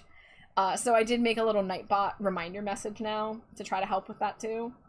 But I figured I'm just gonna try to get some non-binary Pride pieces to make it you know, even more apparent if I can, you know. But yeah, sure, I will probably be in your inbox at some point. Oh, you gotta smooch me again. Mwah. So non-binary, I saw Bat committing a hate crime on a robot. Binary will not be tolerated. Caduceus. Non-Batnary. Well, no, cause I am Bat, though. That's what happens when you get your char unbatted.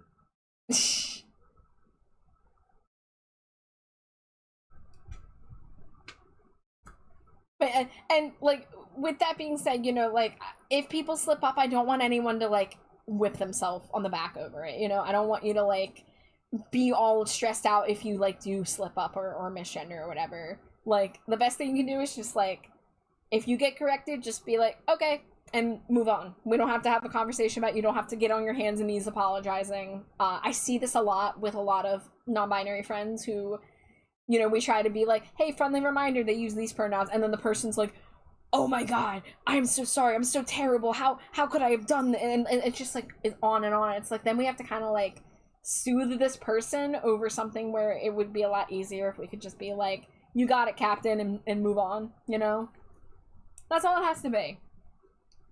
But if there's, you know, a chronic, if it persists, if, you know, misgendering here and there, whatever, but if you continually do it, even after being corrected, then it starts to get like, okay. You know. I slipped up once and felt terrible for a week. I've done better at using Bat or Chars. That seems to be an easier fix for my brain. Again, you don't have to feel terrible, guys. I don't want anybody feeling awful about it. For me, getting misgendered on the internet, it just sucks because I deal with it in my day-to-day life. I don't trust strangers to, you know, deal with learning about me being non-binary and using they them pronouns, so I just masquerade as I need to get through, you know, doctor's appointments and grocery store interactions and whatever. But for me, like, having an online space is really important because, like, you know, putting the pronouns in bio is, like, a very simple thing you can do to let people know, like, you know, that kind of information. So for me, it's just like I put it in as many places as I can without being obnoxious about it, and to have it still like missed is just a little like you know. Mistakes happen. It's easier to try to respect each other's pronouns, though. Just a little effort means a lot. Exactly. Again, like, you know, slip-ups are fine. I used to be afraid to speak up and correct people because I don't want people to, like, freak out about it. I don't want them to, like, get upset and make a whole show of apologizing. I do just want to, like, you know, be like, hey, by the way, and just, like, slip that in so that maybe it clicks in their head next time. Like, that's all. That's all it needs to be. But I do appreciate everyone who tries, and, you know, if you've messed up and you feel bad, like, don't feel too bad, but I appreciate that you care, you know? Because I know that comes from a place of, you know, caring and wanting to get it right. With all that being said, there are a ton of people live tonight because it is a Saturday night. So let me... Boop. Let me go ahead and open up my raid list to see if there's somebody I haven't raided in a while who I could perhaps hit with the raid.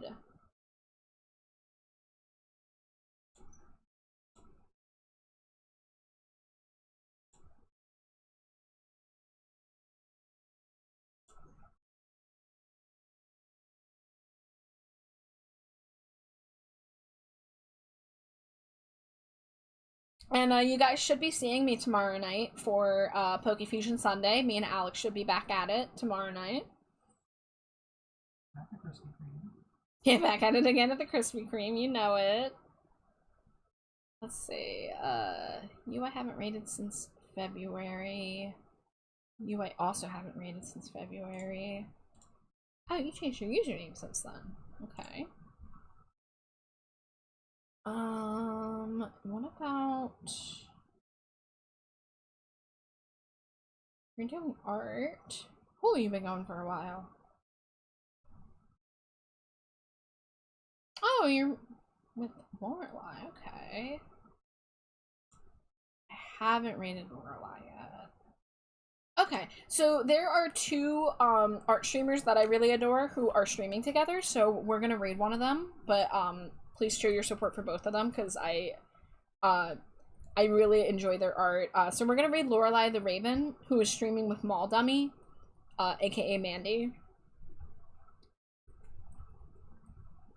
Hold on, how do I spell that? Lore. Okay, it is 2 E's.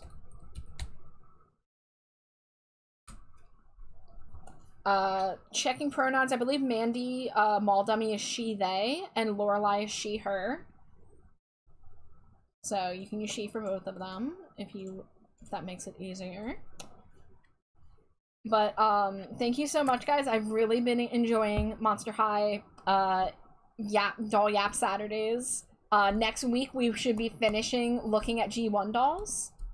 And then, you know, like I said, we'll talk about the series, talk about, you know, maybe the movies, talk about doll customizing before we get into the G3, the G2 and the G3 releases. And guys, I was preparing the G2 images tonight, and I'm gonna have some hot fucking opinions. I'm gonna be salty on the G2 episode. So that's gonna be in like 2 weeks probably. So look forward to that. If you like to see the bat be disgusted. But yeah, anyways, I should see you guys tomorrow night for Poke Fusion Sunday. Thank you for wishing me and Slimy Jade happy anniversary. Those of you who got to be there early for that. Yeah, smooch smooch. But good night, everybody. Stay hydrated, stay trashy, and I'll see you tomorrow. Scurry. It's not me. It's not you. We're drawing.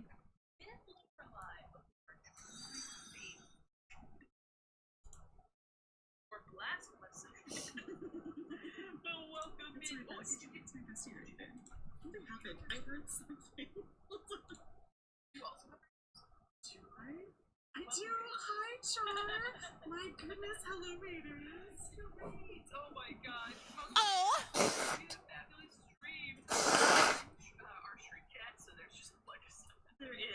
Here, I'm gonna mute myself.